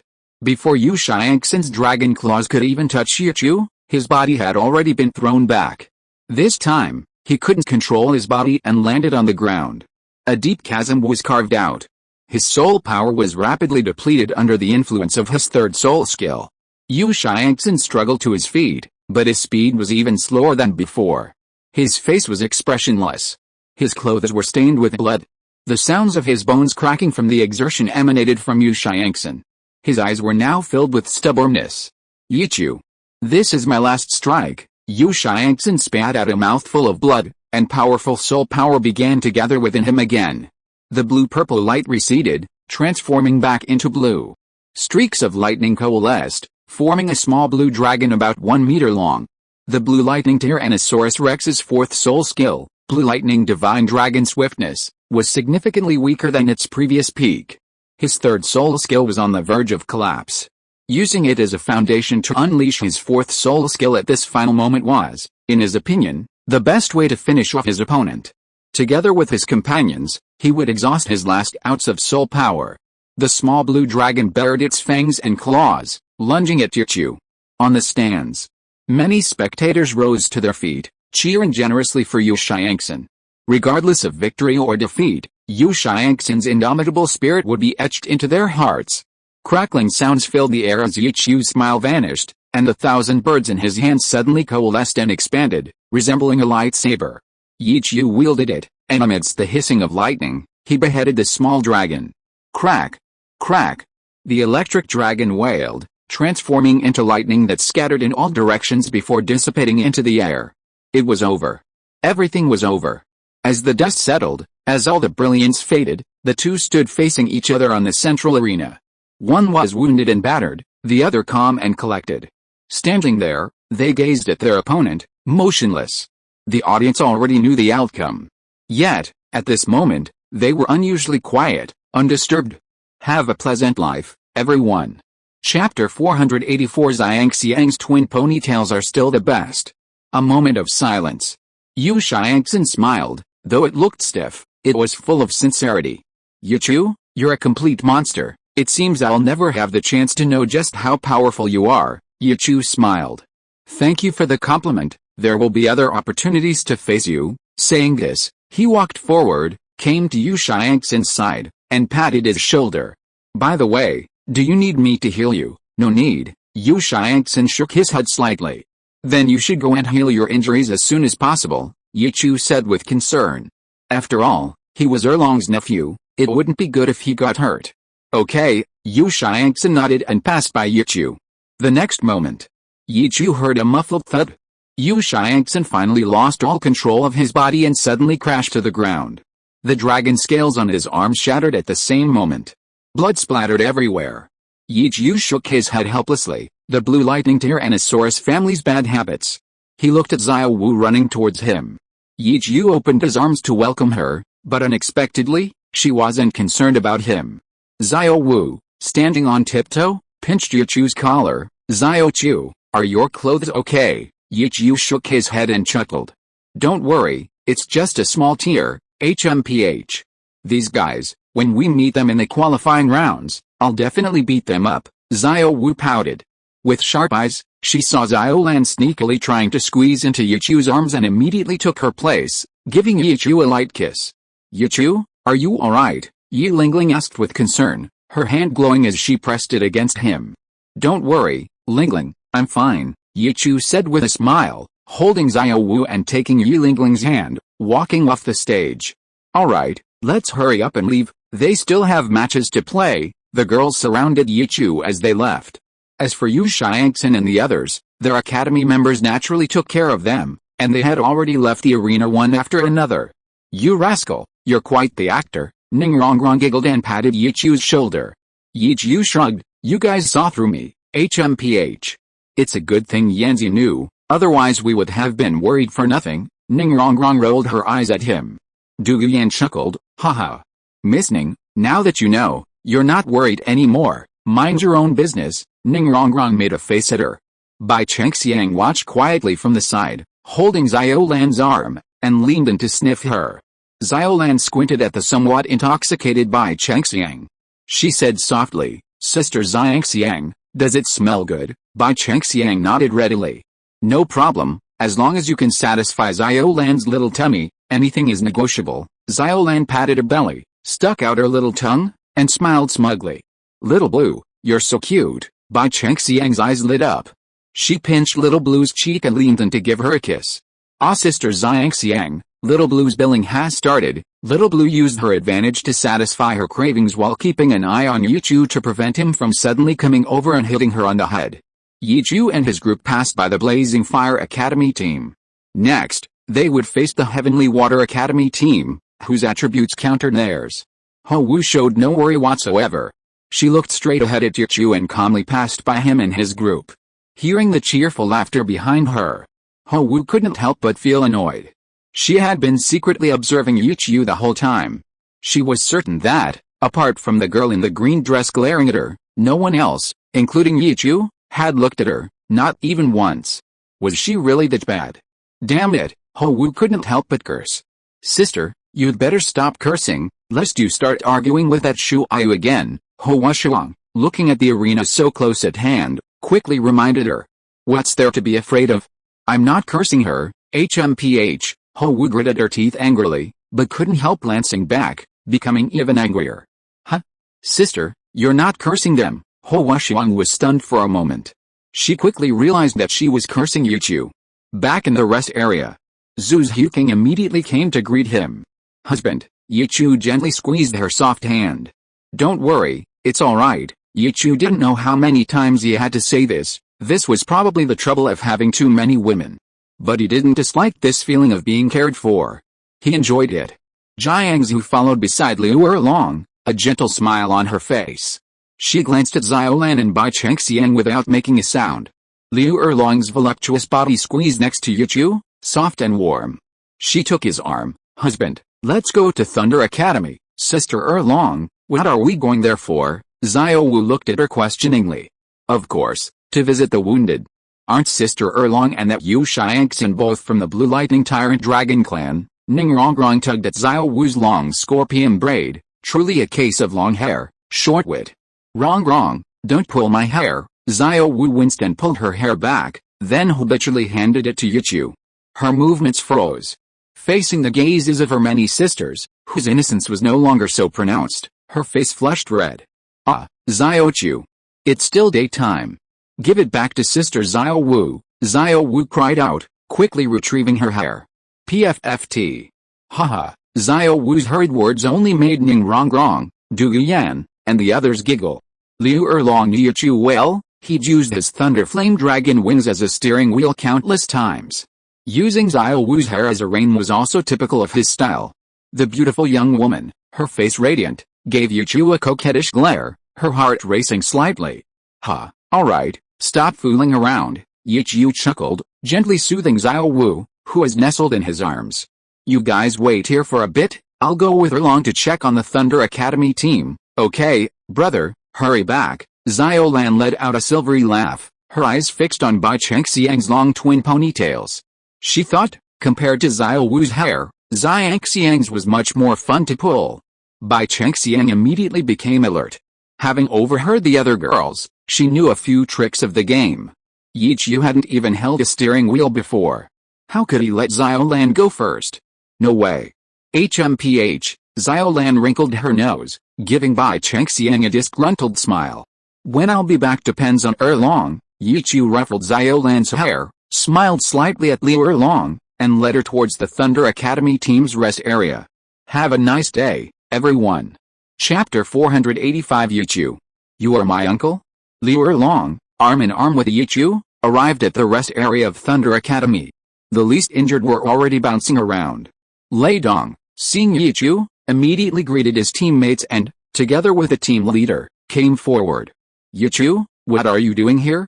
Are you here to humiliate us? Don't misunderstand, I just came to visit you Xiangxin, Yi Chu shrugged and explained. Liu Erlong's eyebrows shot up, my husband isn't that kind of person, get out of the way. Visiting the captain, Lei Dong and the others exchanged bewildered glances. I'm sorry, our captain is currently receiving treatment and cannot accept visits at this time. Before Yi Chu could say anything more, Liu Erlong's fiery temper flared. I'm the dean of Blue Tyrant Academy, go tell Yu Xiangxin that his aunt has come to visit him, and ask him if he dares to turn me away. Liu Erlong's voice was loud and forceful. But the information implied in her words stunned Lei Dong and the others. The woman before them, the dean of Blue Tyrant Academy, was actually their captain's aunt. Then, what was going on between her and Yi Chu? Lei Dong and the others were completely baffled. Go tell him quickly, Liu Erlong urged. Yi Chu, watching her unleash her true nature, could only laugh awkwardly from the side. Lei Dong and the others could only go and inquire before letting them pass. Yi Chu and Liu Erlong entered and soon saw Yu Xiangxin, whose hands and body were wrapped in bandages. At this moment, he was leaning back on a bench, resting. And, Yu Xiangxin was about to get up when Liu Erlong raised her hand to stop him. If you're injured, just sit still. I won't stay any longer, and, why are you here? When he saw Liu Erlong, a strange and fearful look flashed in Yu Xiangxin's eyes. He could sense that his grandfather's illegitimate daughter, Liu Erlong, had changed a lot. Before, she was clearly short-tempered and thoughtless. But the gentle young woman before him gave him no such feeling. Although she was still fiery, she was no longer as volatile as before. Instead, she had become more gentle and reserved. If he had to find a word to describe her, it would be virtuous wife and loving mother, a word that was completely unrelated to her in the past. Who on earth tamed this tigress who had been brought home by his grandfather and had caused him so much suffering in just a few months? Just as he was still wondering, Liu Erlong was about to tell him the answer. Yi Chu thought that Liu Erlong had brought him here to help Yu Xiangxin heal her injuries. However, when he released Liu Erlong and took a step forward, Liu Erlong grabbed him. She frowned and scolded him, don't just call me old lady, greet my husband, your uncle, uncle. Yu Xiangxin looked surprised and obediently called out, not understanding. Then she looked away from Liu Erlong. Her voice suddenly rose. Uncle. Yu Xiangxin stared at Yi Chu in shock. She watched as they linked arms, her hands trembling as she raised them, pointing at Yi Chu. Yi Chu, you're my uncle, what? Doesn't it look like it? Yi Chu teased, raising an eyebrow and putting his arm around Liu Erlong's soft waist. Liu Erlong cooperated, blushing, leaning against his shoulder. You too. Yu Xiangxin looked at the shy Liu Erlong, her mind completely blank. Who could have imagined that her aunt, whom she hadn't seen for so many years, would suddenly bring her an uncle? And that man was none other than Yi Chu, the one she had just fought with. He was actually quite a bit younger than her. And, how could you do that? Liu Erlong frowned at his frozen posture, wanting to slap him away. Yu Xiangxin. What's wrong with you? You keep pointing at your uncle. Are you being polite? Haven't we seen each other in a long time? Do you want your old lady to give you some pointers on your cultivation? Liu Erlong frowned at his frozen posture and wanted to slap him away. No. And, let's forget it. I'm still injured. Yu Xiangxin quickly lowered his hand and shook his head repeatedly. He dared not let Liu Erlong guide his cultivation again. When she guided him before, she took out all the anger she had suffered at the Blue Lightning Tyrant Dragon sect on him. She was incredibly cruel. Since that's the case, then hurry up and call him uncle so my husband can hear it. Don't you think I'm not good enough for my husband? Liu Erlong's beautiful eyes widened. No, aunt and uncle are a match made in heaven. Yu Xiangxin forced a smile and quickly explained. Then, looking at Yi Chu's smiling face, he opened his mouth, hesitated, and just as Liu Erlong's expression was about to change, he finally stammered out the name. Uncle, hello, Xiaoxin, hello too. Yi Chu was completely unceremonious, not seeing anything wrong with it. After all, that's how the seniority is. Xiaoxin. Yu Xiangxin's lips twitched. Even at home, no one had ever called him that. But under pressure and seniority, he could only reluctantly nod. He was truly impressed by Yi Chu. Not only was he powerful, but even that nightmarish woman from his youth had been subdued and tamed by him. He had no choice but to admire him. After greeting his uncle, who was younger than him, Yu Xiangxin asked suspiciously, "And, you didn't come to me just to introduce uncle to me, did you?" "Of course not." Liu Erlong waved her hand, a hint of displeasure in her eyes as if she had thought of something unpleasant. "And, please tell me. As long as Xiangxin can do it, I'll help in any way I can." Although Liu Erlong was an illegitimate daughter, blood is thicker than water, and their relationship could not be severed. When Liu Erlong returned to the Blue Lightning Tyrant Dragon clan as an illegitimate daughter, he felt some sympathy for her plight and genuinely respected his aunt. "It's nothing serious," Liu Erlong smiled contentedly, then frowned and warned, "I came to tell you, although your uncle beat you up, don't take it to heart, and definitely don't gossip about it to your father or grandfather." Hearing Liu Erlong's words, Yu Xiangxin felt like crying, suddenly realizing she hadn't been respectful enough to her. Was this really her aunt? She'd been beaten up, and she was telling him not to take it to heart? Yi Chu also stared blankly at Liu Erlong. Sensing the determination and slight expectation in her eyes, her mind began to race. Thinking of Yu Xiangxin's father and grandfather, she immediately understood. Although Liu Erlong disliked Yu Luomian abandoning his wife and daughter, the father-daughter relationship was something she couldn't change. She adored Yi Chu and naturally hoped for everyone's blessings. She simply didn't want Yi Chu to leave a bad impression on Yu Luomian and the others. Wishing everyone a happy life. If you are listening to this novel on a channel other than Fanfic World, it means it was downloaded and re-uploaded without effort. We warmly invite you to visit our channel, Fanfic World. There you will find the original version of this story and many other novels of various genres. We look forward to seeing you dive into a world of incredible novels. Chapter 486. I'm not going to your room tonight. Yi Chu could understand. As a prominent figure in the Blue Lightning Tyrant Dragon clan, Yu Xiangxin naturally understood her family's situation even better. She quickly realized this. The Blue Lightning Tyrant Dragon clan was known for its fierce protection of its own. She immediately assured them, "Auntie, don't worry. I lost to Uncle Yu because I'm not as skilled, and if Grandpa and the others knew how talented Uncle Yu was, they would definitely be happy for you. It's just that age. Just as Liu Erlong glared at Yu Xiangxin and corrected her on how she addressed Yi Chu, she frowned again. She asked coldly, "What about age?" Age is not a problem at all." Yu Xiangxin snapped out of her daze and quickly tried to smooth things over. "Uncle and Aunt don't care, so why should Grandpa and the others interfere?" "Of course I don't mind." Yi Chu hugged Liu Erlong and smiled slightly. HMPH. Liu Erlong gave a soft snort and rolled her eyes at him. She used to think that her age would make Yi Chu dislike her, but after actually fighting, she realized that he was clearly enjoying his current state, always making a mess of himself during sparring sessions. Although many times, she was the one who started the fights. But all she wanted was to become a mother sooner. What was wrong with that? If the Soul Master competition hadn't been incomplete, she would have already drunk the medicine that Du Yan gave her. By then, even if that woman Bibi Dong made a move on her husband, she would already be far ahead. Liu Erlong pondered for a moment, then said again, "Since that's the case, then you should just not tell them for now.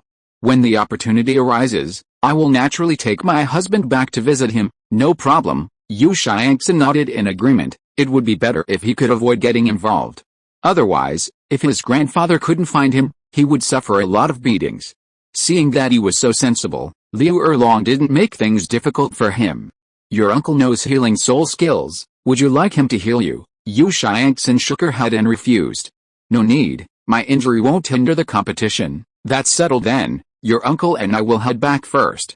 Remember what I said, don't speak ill of your uncle. That's the bottom line." "Nephew will definitely remember. Be careful. Goodbye." Yi Chu said goodbye to Yu Xiangxin, then walked towards the Blue Tyrant Academy's rest area with Liu Erlong. Yu Xiangxin watched their backs and let out a long sigh. Then he suddenly sat up straight. "Damn. I actually forgot, that kid Yi Chu has so many other women." Thinking of this, Yu Xiangxin's first concern wasn't how Yi Chu gained Yu Luomian and the others' approval. Instead, he admired Yi Chu even more. He knew his own family well, and he understood Liu Erlong's temperament very well.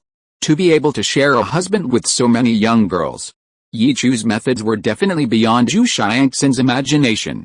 Before he could finish his exclamation, Lei Bao and the other wounded soldiers, disregarding their injuries, quickly surrounded her. Lei Dong asked doubtfully, "Captain, is that really your aunt?" "What? How could it be fake?" Yu Xiangxin frowned. "Holy crap. It's actually true. That Yu is really the captain's uncle." Lei Bao looked at Yu Xiangxin in shock. Even such a terrifying woman like Yu could handle a real man. Yu Xiangxin's expression was somewhat stiff. She and her aunt hadn't been quiet during their conversation, and her teammates must have heard it. So, if she called Yu uncle, wouldn't that have been heard too? Her mood immediately soured. "Erlong, don't worry, Uncle Ning and the others can accept me, let alone your father and the others." Yu put his arm around Liu Erlong's shoulder, gently comforting her. "Yes, of course I believe you, husband. I'm just afraid that their old stubbornness will relapse." Liu Erlong smiled sweetly, her arm around Yu's chest, showing no restraint. Back at the Blue Tyrant Academy team's rest area, the girls, who had been eagerly waiting, immediately surrounded him. Liu Erlong also consciously released Yu, whom she had been monopolizing for some time. "Husband, what did Erlong take you there for?" Du Yan asked suspiciously. Yu stroked his slender waist and led them out of the Soul Arena. "Nothing, just got that guy Yu Xiangxin to call me uncle twice." "What? Such an interesting thing. Xiao Chu, why didn't you call Xiao Wu too?" Xiao Wu said playfully, feigning annoyance. Being called Xiao Wu was nothing compared to being called aunt. "Haha. Right. Next time we meet them, we'll make him call us aunt too." Ning Rongrong giggled, a mischievous glint in her eyes. She was clearly still upset about the Thunder Academy team damaging Yu's clothes. "Xiao Lan wants one too." Xiao Lan raised her hand, her eyes like crescent moons. After being a younger sister for so long, if someone could call her aunt, she would definitely dote on him.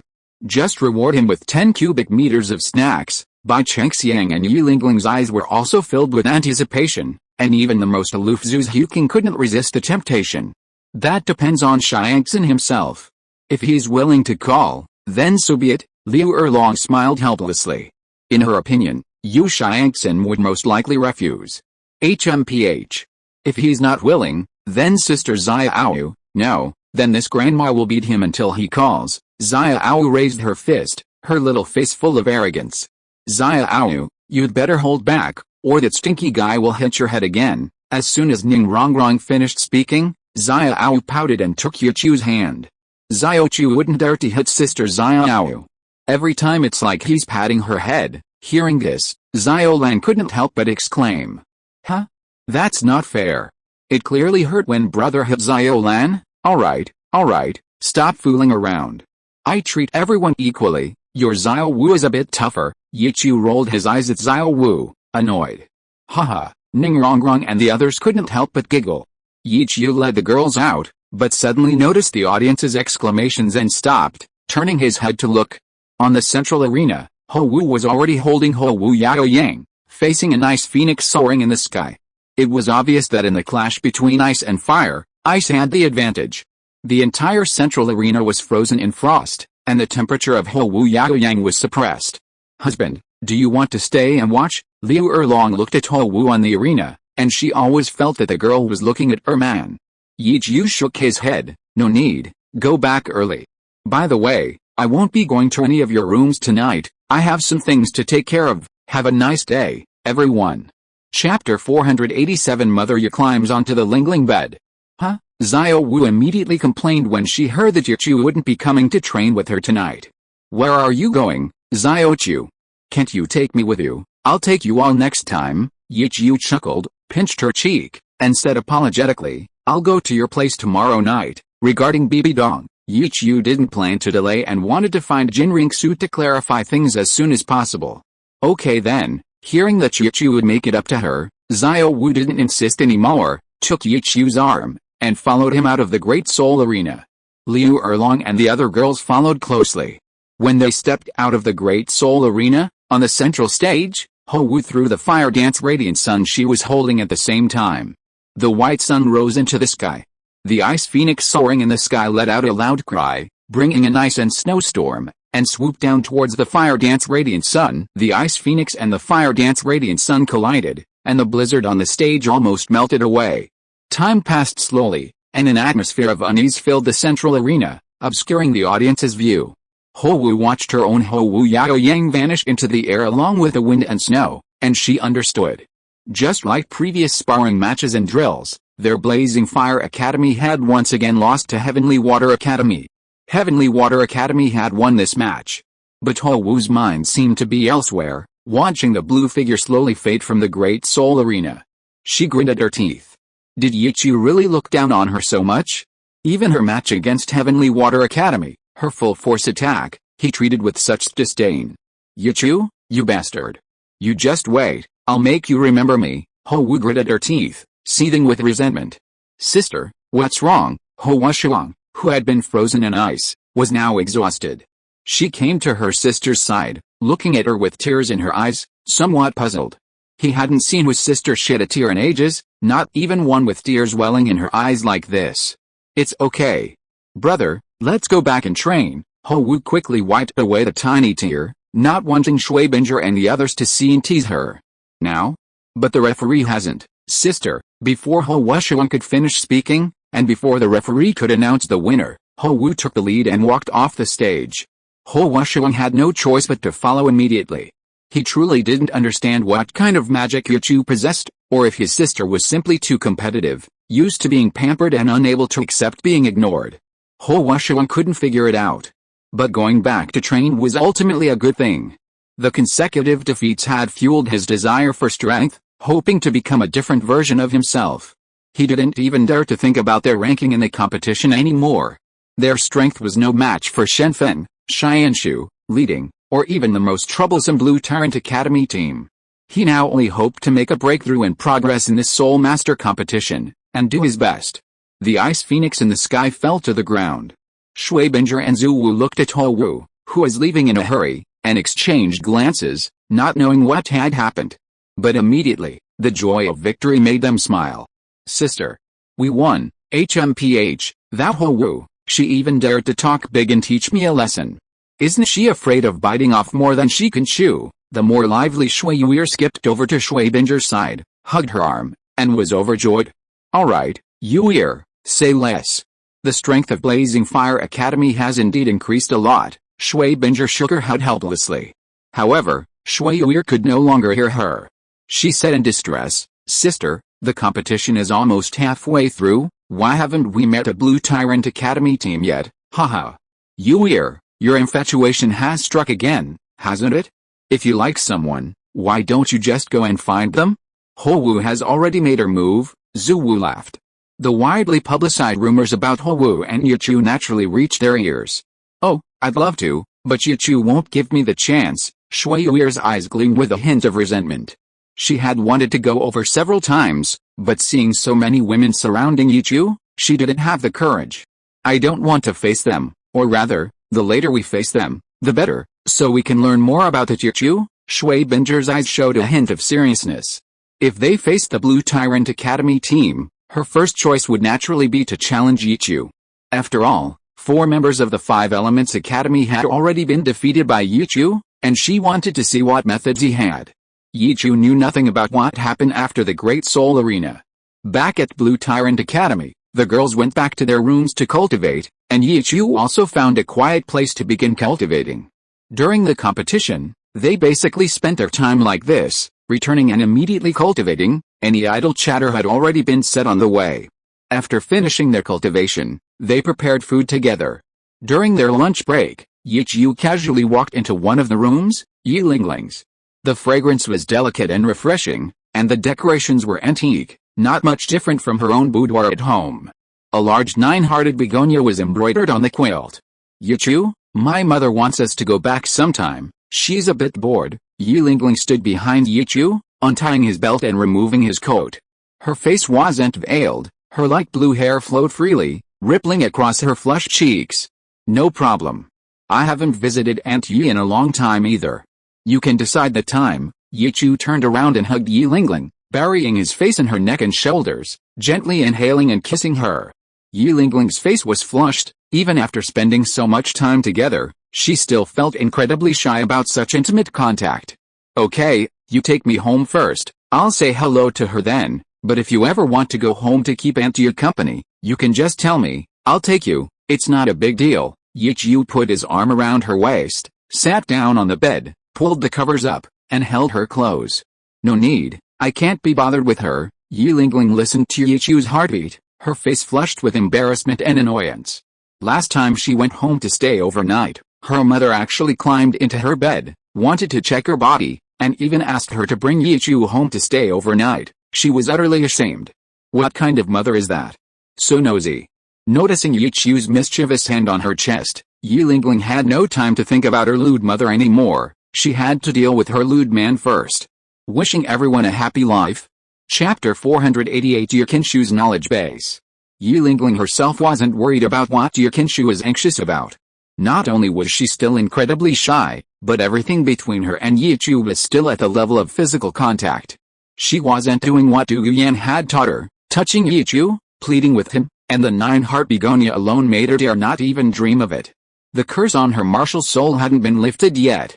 She didn't want to risk taking the final step with Yichu. If it resulted in death, Yikinshu's life would be on a countdown. However, according to Yichu, he had already figured out the flaw in her martial soul and could resolve it for her when the time came. Actually, Yichu had heard this from Tang Yuhui. After accompanying Yi Lingling through her afternoon nap, Yichu greeted Xiao Wu and the other girls, then took Yi Lingling to the Yi residence to briefly visit Yi's mother, whom Yi Lingling's own daughter disliked. Yikinshu seemed to have just woken up from her afternoon nap as well. Her hair was still loose, her face was rosy, and she looked quite well. When she was seen in the back garden, compared to Yi Lingling, she looked like her sister. Xiaochu. You've finally arrived. As soon as she saw Yichu, she immediately stood up, as if she hadn't seen her own daughter, and went straight to take Yichu's hand. Aunt Yi. Yichu greeted her softly, turning to look at Yi Lingling, her eyes filled with innocence. Beneath Yi Lingling's veiled face was a familiar, bitter smile. She followed behind Yichu, like an outsider. Yikinshu pulled Yichu to sit down at the table, and looking at Yi Lingling who had also sat down, she couldn't help but frown. Lingling, what are you standing there for? Your husband's sitting down, why don't you even pour him a cup of tea, Aunt Yi? Yichu was about to speak when Yikinshu interrupted. Xiaochu, don't spoil her too much. She's just used to ignoring me when I talk to her, Mom. I'll pour. Yi Lingling raised an eyebrow, exchanged a glance with her mother, and finally gave in. It wasn't that she didn't want to, but Yikinshu's differential treatment really displeased her. She obediently picked up the teapot and poured tea for Yichu.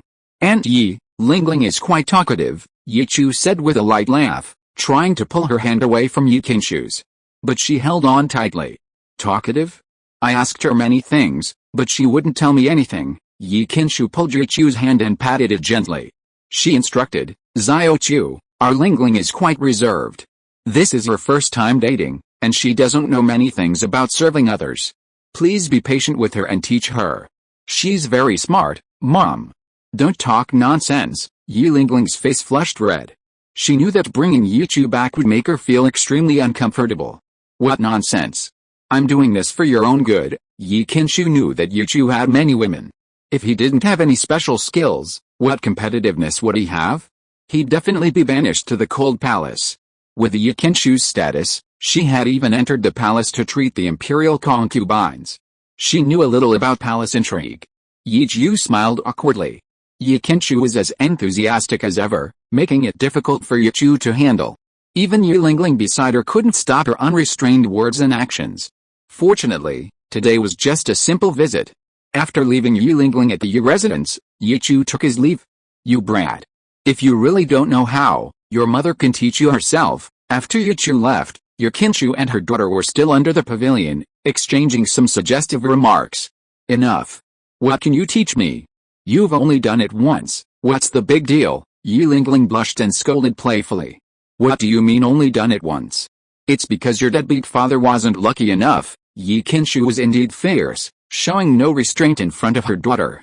She immediately leaned down and whispered in Yi Lingling's ear, mostly things she had seen or heard from other places. She knew people from all walks of life, from those running clinics to those from all walks of life. Yikinshu was quite confident she could outsmart her naive daughter in this regard. However, her limited knowledge was simply insufficient compared to the practical experience and lessons learned by Ning Rongrong and Liu Erlong. The world of soul masters is often more colorful than that of ordinary people. That's it, Yi Lingling was stunned. What undressing, what seductive poses. This was too plain.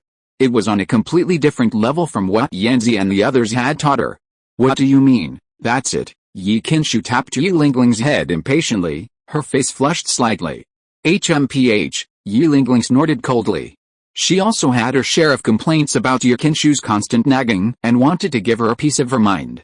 Her face flushed with embarrassment, she leaned close to her mother's ear and told her what Ning Rongrong and Du Yan had told her. Gradually, before she even finished listening, Yi Qinshu's face turned red, her heart racing. The vivid descriptions made her extremely embarrassed. She stared at her daughter in shock. She immediately became concerned for her. Lingling, my darling daughter, are you alright? So long, so promiscuous, don't ruin yourself, Mom. What are you saying? These are all things my other sisters told me. Yi Lingling pushed away Yi Qinshu's hand, giving her an embarrassed and annoyed glare. Hiss, I can't believe it. Xiao Chu seems so honest, but she's so promiscuous. Yi Qinshu couldn't help but scoff at the thought. Not satisfied with the ground, she wanted to reach for the heavens. She truly didn't understand the world of young people. It's all Yanzi and Rongrong's fault for spoiling Yi Chu's tastes. And Sister Erlong too, Yi Lingling said helplessly. These women, look at them, why don't you learn from them? Wait. Lingling, who did you say? Sister Erlong. She's also Xiao Chu's woman. Before Yi Qinshu could even begin to lecture her daughter, she discovered something that left her speechless. That tigress had actually been taken down by Xiao Chu that evening. Yi Chu, having stopped his cultivation, arrived at the secret chamber of Crown Prince Jin Ringsu's residence as planned. He sat there, waiting for Jin Ringsu's arrival. Time passed gradually. Familiar footsteps echoed from the secret passage. Yi Chu didn't conceal his presence. The footsteps in the passage quickened considerably. A flash of golden light. Jin Ringsu's figure appeared before Yi Chu, quickly coming to his side. Yi Chu expertly opened his arms, pulling Jin Ringsu into his embrace, using her as a human chair. What? Not going to be with your new woman? You have time to come and suffer with me, wishing everyone a pleasant life. Chapter 489 I still prefer you calling me Zuir. Jin Ringsu sat in Yi Chu's lap. Just like Ning Rongrong in the past, she was somewhat restless, pressing down on Yi Chu firmly. Her phoenix eyes held a hint of sternness, concealing her tenderness and affection. Yi Chu held the delicate body in his arms, gently massaging her lower abdomen, and raised an eyebrow. Don't wrong me, when did I find a new woman? I don't even know myself, HMPH. I don't believe you didn't hear the commotion in the Great Soul Arena. Jin Ringsu grabbed Yi Chu's restless hand, which was trying to take advantage. She said discontentedly, are you deaf, or do those women just let you do whatever you want? Yi Chu suddenly realized, smiled helplessly, and nuzzled Jin Ringsu's cheek. He explained, Zuir, Ho Wu and I are nothing, those are just rumors, you better be. Jin Ringsu glared at him coldly, and realizing he was about to get aroused, immediately pulled away from his embrace. He drew his sword, looking around in bewilderment. Yi Chu, inhaling the fragrant breeze, felt lost and forlorn. Jin Ringsu, her face slightly flushed, sat beside Yi Chu, a hint of smugness in her eyes at his dejection. She raised her hand, pinched Yi Chu's chin, and gently kissed him. Taking advantage of Yi Chu's momentary lapse in attention, she quickly pulled away. HMPH. Don't even think about kissing me randomly, I'm not kissing randomly, Zuir. You clearly like it too, your body always goes weak, Yi Chu shrugged. You still say that? Isn't it you who makes me breathless every time? Who doesn't go weak when they hold their breath? Jin Ringsu punched Yi Chu twice, embarrassed and annoyed. Yi Chu shrugged, put his arm around her waist, and said helplessly, I can't help it, Zuir smells too good, I can't control myself, stop it. Save those disgusting words for other women. Jin Ringsu turned her face away, the crimson on her cheeks betraying her inner turmoil. Yi Chu nodded slightly, indicating his compliance. Alright, then I'll keep it, Yi Chu. You? Jin Ringsu, who had been perfectly fine just moments before, immediately glared at Yi Chu with her phoenix eyes wide open, gritting her teeth. You bastard. I knew it. You're so insolent. Ugh, Yi Chu laughed, forcefully pulling Jin Ringsu into his arms, capturing her delicate red lips with his, intertwining their fingers, doing his utmost. The anger in Jinriksu's eyes almost dissipated, her gentle, watery gaze reflecting Yichu's face. She quickly closed her eyes. Immersed in Yichu's gentleness and skill, her body gradually softened, lying in Yichu's arms, her red lips unconsciously opening and closing, accepting Yichu, her breath long and even. She didn't seem to be struggling to breathe at all. Yichu looked at the pretty face before him, his firm chest pressing against Jinriksu's softness, quietly listening to her quickened heartbeat. For a long time, their lips parted, and Jinriksu nestled in Yichu's arms, her infatuation hidden from view. A dazed look flickered in her eyes, the earlier anger vanishing completely. Yichu held her close, a smile playing on his lips. Jinriksu was becoming increasingly less assertive, constantly avoiding his more intimate touches. "What are you laughing at? So smug?" Jinriksu feigned indifference, pinching Yichu's soft waist, ready to leave a bruise at the slightest provocation. Happy would be a more accurate description. Yichu leaned close to her ear. Blowing warm breath that sent shivers down Jinriksu's spine gurgled just then. A soft sound came from Yichu's stomach. Tch, Jinriksu, who had been blushing, suddenly chuckled. "So, why did you suddenly come here? What? Did you get kicked out by those women for messing around? Do you think that's possible?" Yichu rolled his eyes. "I wish it were like that, then. I'd take all those women." Slap. Before Jinriksu could finish speaking, Yichu's hand landed on her shapely buttocks. "You bastard, don't go too far." Jinriksu's face flushed red as she quickly stood up, covering her buttocks. She was certain they were red. "I'll be careful next time." Yichu raised his hands, promising her. This had become his usual tactic. How could Jinriksu not know it? HMPH. "You bastard, you always say next time. If you dare hit me again next time, I'll pull down your pants and hit you back." Jinriksu glared fiercely at Yichu, grabbed his collar, and lightly patted his face. Yichu smiled and shrugged, teasingly saying, "If you help me take them off, Zuir, then you can hit me." "Oh, cough, go to hell." Jinriksu punched Yichu in the chest, making him feel short of breath and cough dryly. "You just wait, I'll poison you to death, you bastard." Jinriksu casually pushed Yichu away and headed towards the secret passage to prepare dinner for him. Because of the Soul Master competition, their unspoken rule of meeting every 3 days had been broken, and Jinriksu hadn't had dinner with Yichu for several days. What are you doing? Let me go." Suddenly, Jinriksu found herself off the ground, lying in Yichu's arms. "I'll take you to a restaurant, and we can take a walk, how about it?" Yichu held her horizontally, looking into her deep, gradually golden eyes, speaking softly. "Go out to eat." Jinriksu raised an eyebrow and agreed without hesitation. "After we eat, you can accompany me shopping. You should be able to find the time in those gaps, right?" Yichu, not minding the hidden meaning in Jinriksu's words, nodded slightly. "Of course, no problem." As soon as he finished speaking, Yichu then disappeared from the secret chamber with Jinriksu. When they reappeared, they were on a country road not far from Soto City. Endless fields stretched out on both sides of the road. The sounds of warbling birds and cicadas filled the air. The night in the countryside, though noisy, was also peaceful. "Where is this?" Jinriksu, still leaning against Yichu, looked around at the unfamiliar surroundings and couldn't help but ask. "Soto City, near the border." Yichu put Jinriksu down, completely unaware of her glare. But Yichu's next action made Jinriksu beam with joy. Once Jinriksu was steady, Yichu, like a guardian knight of an angel, knelt on one knee in front of her, his back to her. "Beautiful angel lady, you wouldn't mind if I carried you for a while, would you?" Jinriksu gazed intently at Yichu's back.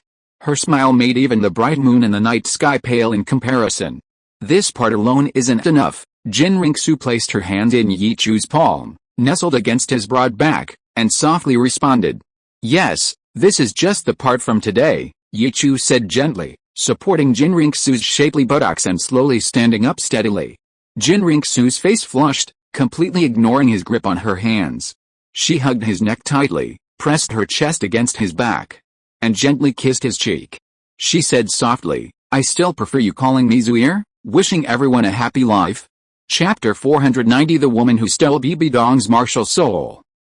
Zuir, Yichu responded softly, hooking his arm around her strong, soft legs and carrying her towards the city gate of Soto City.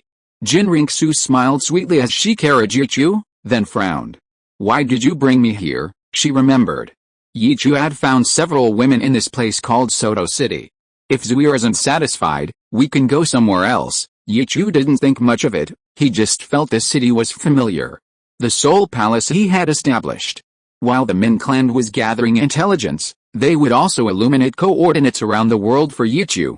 Using the Heavenly Harvest Sun Destiny, they would store the outer divine might in the eyes of the Min clan members. Whenever they reached an important hub or location, it would be activated autonomously. Of course, sometimes they would also use it to defend against enemies when they encountered danger. Now, there were many places in the entire Heavenly Dao Empire that Yichu could reach in a few breaths. No need to change locations, let's just finish this stretch. Jin Ringsu leaned on Yichu's shoulder, looking up at his profile in the moonlight, a faint smile playing on her lips, tinged with a hint of jealousy and bitterness. Why couldn't this man belong to her alone? Yichu turned to look at her. Jin Ringsu hurriedly looked away, shyly poking Yichu's head lightly. You rascal, what if you tripped and fell? I'll be your cushion. Yichu chuckled, weighing her weight a couple of times. Jin Ringsu, unsteady on her feet, quickly grabbed Yichu's shoulder and punched him twice. You jerk. Are you a jerk? You can't stand not scolding me, how could I? Yichu retorted. Jin Ringsu snorted twice, looking at the desolate fields on either side, breathing in the fresh air. She fell silent. After a long while, the shyness from almost being caught by Yichu, which had caused her to swoon for a while, finally melted away. They started talking about serious matters. Okay, so what did you want to talk to me about? Didn't you say you were busy and needed to take time off? I do have something to ask you. I knew it. Jin Ringsu pinched Yichu's cheek angrily, casually squeezing it to vent her dissatisfaction. Speak, I just wanted to ask you about the Pope. Why are you asking about that crazy woman? Just mentioning her makes me angry. Jin Ringsu frowned in confusion. Nothing, Yichu was about to say nothing, but Jin Ringsu's threatening voice cut off as her soft hand gripped his ear. Think carefully before you speak. You are now the angel's mount. Hearing Jin Ringsu's somewhat childish words, Yichu couldn't help but chuckle. After a moment's hesitation, he told her the truth. Someone warned me to be careful of her, so I came to ask you if I should take any precautions. What? You mean, that crazy woman has her eye on you? Jin Ringsu exclaimed in surprise. But she didn't doubt Yichu's words. After thinking for a moment, she guessed a plausible reason. Yichu's talent was so outstanding, and his high-profile solo performance in the preliminaries made it hard for others not to notice him. For someone with high talent who wasn't from the Spirit Hall's camp, if it were Jin Ringsu to handle it, she would also choose to make that genius disappear. You bastard. You love to pretend, and now you've gotten yourself into trouble. Although Jin Ringsu complained, her words were full of concern for Yichu. Don't worry. She won't take my life, Yichu comforted her with a smile. You're still smiling. Jin Ringsu grabbed Yichu's hair. She didn't understand why Yichu had such a misconception. When that woman went crazy, even her grandfather had to give her some leeway. Only Sister Danger could completely suppress her. If Danger hadn't disappeared for over a decade due to some issues, she wouldn't have been forced to come to Yondao by that mad woman. That mad woman constantly claimed she was her daughter, a bastard, and wanted to kill her. Who could stand that? Alright, Zuir, tell me about Bibi Dong first, Yichu said with a helpless smile. He was only confident in Tang Yuho and the others, she wouldn't lie to him. Jin Ringsu lay on Yichu's back, a look of worry flashing in her eyes. There's not much to say about that mad woman. She's powerful, with a strong killing intent and resentment. Before, she was like a resentful woman confined to her chambers, always saying that Danger had stolen her love, taken her man, and even stole her martial spirit. After Danger left, she became a little more normal, but after I grew a bit older, she started bothering me again. Wait, before Jin Ringsu could finish speaking, Yichu stopped, his head buzzing. Yichu, what's wrong? Jin Ringsu looked at him strangely. Zuir, let me calm down. What do you mean by this Sister Danger you mentioned? Yichu's mind was a complete mess. It's Sister Danger, that's what I've always called her. Jin Ringsu didn't know how to explain either. She had called her Sister Danger since birth, and no one had ever corrected her. Oh, right. Suddenly, Jin Ringsu seemed to have grasped a key point. She looks exactly like that crazy woman, like twins, but when they argue, they both think they were the older sister. It's really strange. But Sister Danger was very good to me, it's a pity she's gone. Jinriksu rarely showed such a girlish demeanor when talking about the so-called Sister Danger. Twins, Yichu's brain went blank. What is all this about? How did Bibidong become a twin? What the hell is going on? Wait? Yichu frowned strangely. The Pope, whom Jinriksu called a crazy woman, actually accused that Sister Danger of stealing her martial soul? So, that crazy woman lost her martial soul. Does that mean Bibidong still has twin martial souls? Yichu's head was spinning, he was almost confused by this. Martial souls can be stolen? If they were stolen, then that Danger's sister originally didn't have a martial soul? Are there still people on this continent without martial souls? What's wrong? You don't understand their relationship either, do you? Jinriksu sighed helplessly. She was heartbroken for a long time when she almost got killed by that crazy woman. After admitting her mistake, Yichu shook his head and asked, Zuir, you said that the Pope said your Danger sister stole her martial soul. What does that mean? How should I know? Jinriksu rolled her eyes. Don't take what that crazy woman says seriously. Seeing that Jinriksu didn't understand either, Yichu changed his question. Zuir, do you know what that madwoman's martial soul is? And what your sister Danger's martial soul is? I do know that. Jinriksu nodded slightly, truthfully answering. Their martial souls are both kings among spiders. The madwoman's is the Death Spider King, and my sister Danger's is the soul-devouring Spider King. Wishing everyone a pleasant life. Chapter 491 may be related to the god of Azura. Two Bibidongs. The two martial souls that should belong to Bibidong belong to them respectively. Yichu's eyes flashed with deep confusion. He didn't think Bibidong could really have any twin sisters. Judging from Jinriksu's address to that sister Danger, their names were very likely both Bibidong. So, if they were twin sisters, how did Bibidong, who normally had twin martial souls, become two people? Yichu searched through his memories of Douluo continent for this division. He only found a similar case with the dragon god.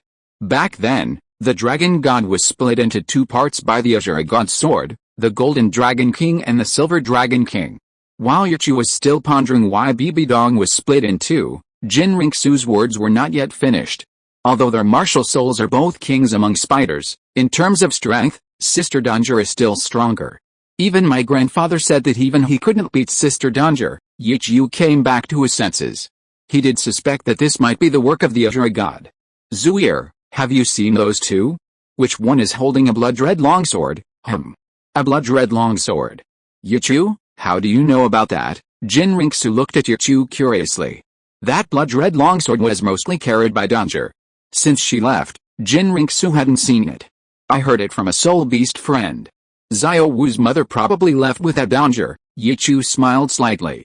A soul beast friend. Jinriksu was stunned for a moment, but quickly understood when she heard Xiao Wu. Yichu must be referring to his two wild brothers-in-law. She then explained, Danger does indeed have a blood-red longsword. I saw her use it to cut that crazy woman. Is that so? Yichu nodded slightly, carrying Jinriksu on his back, and continued walking.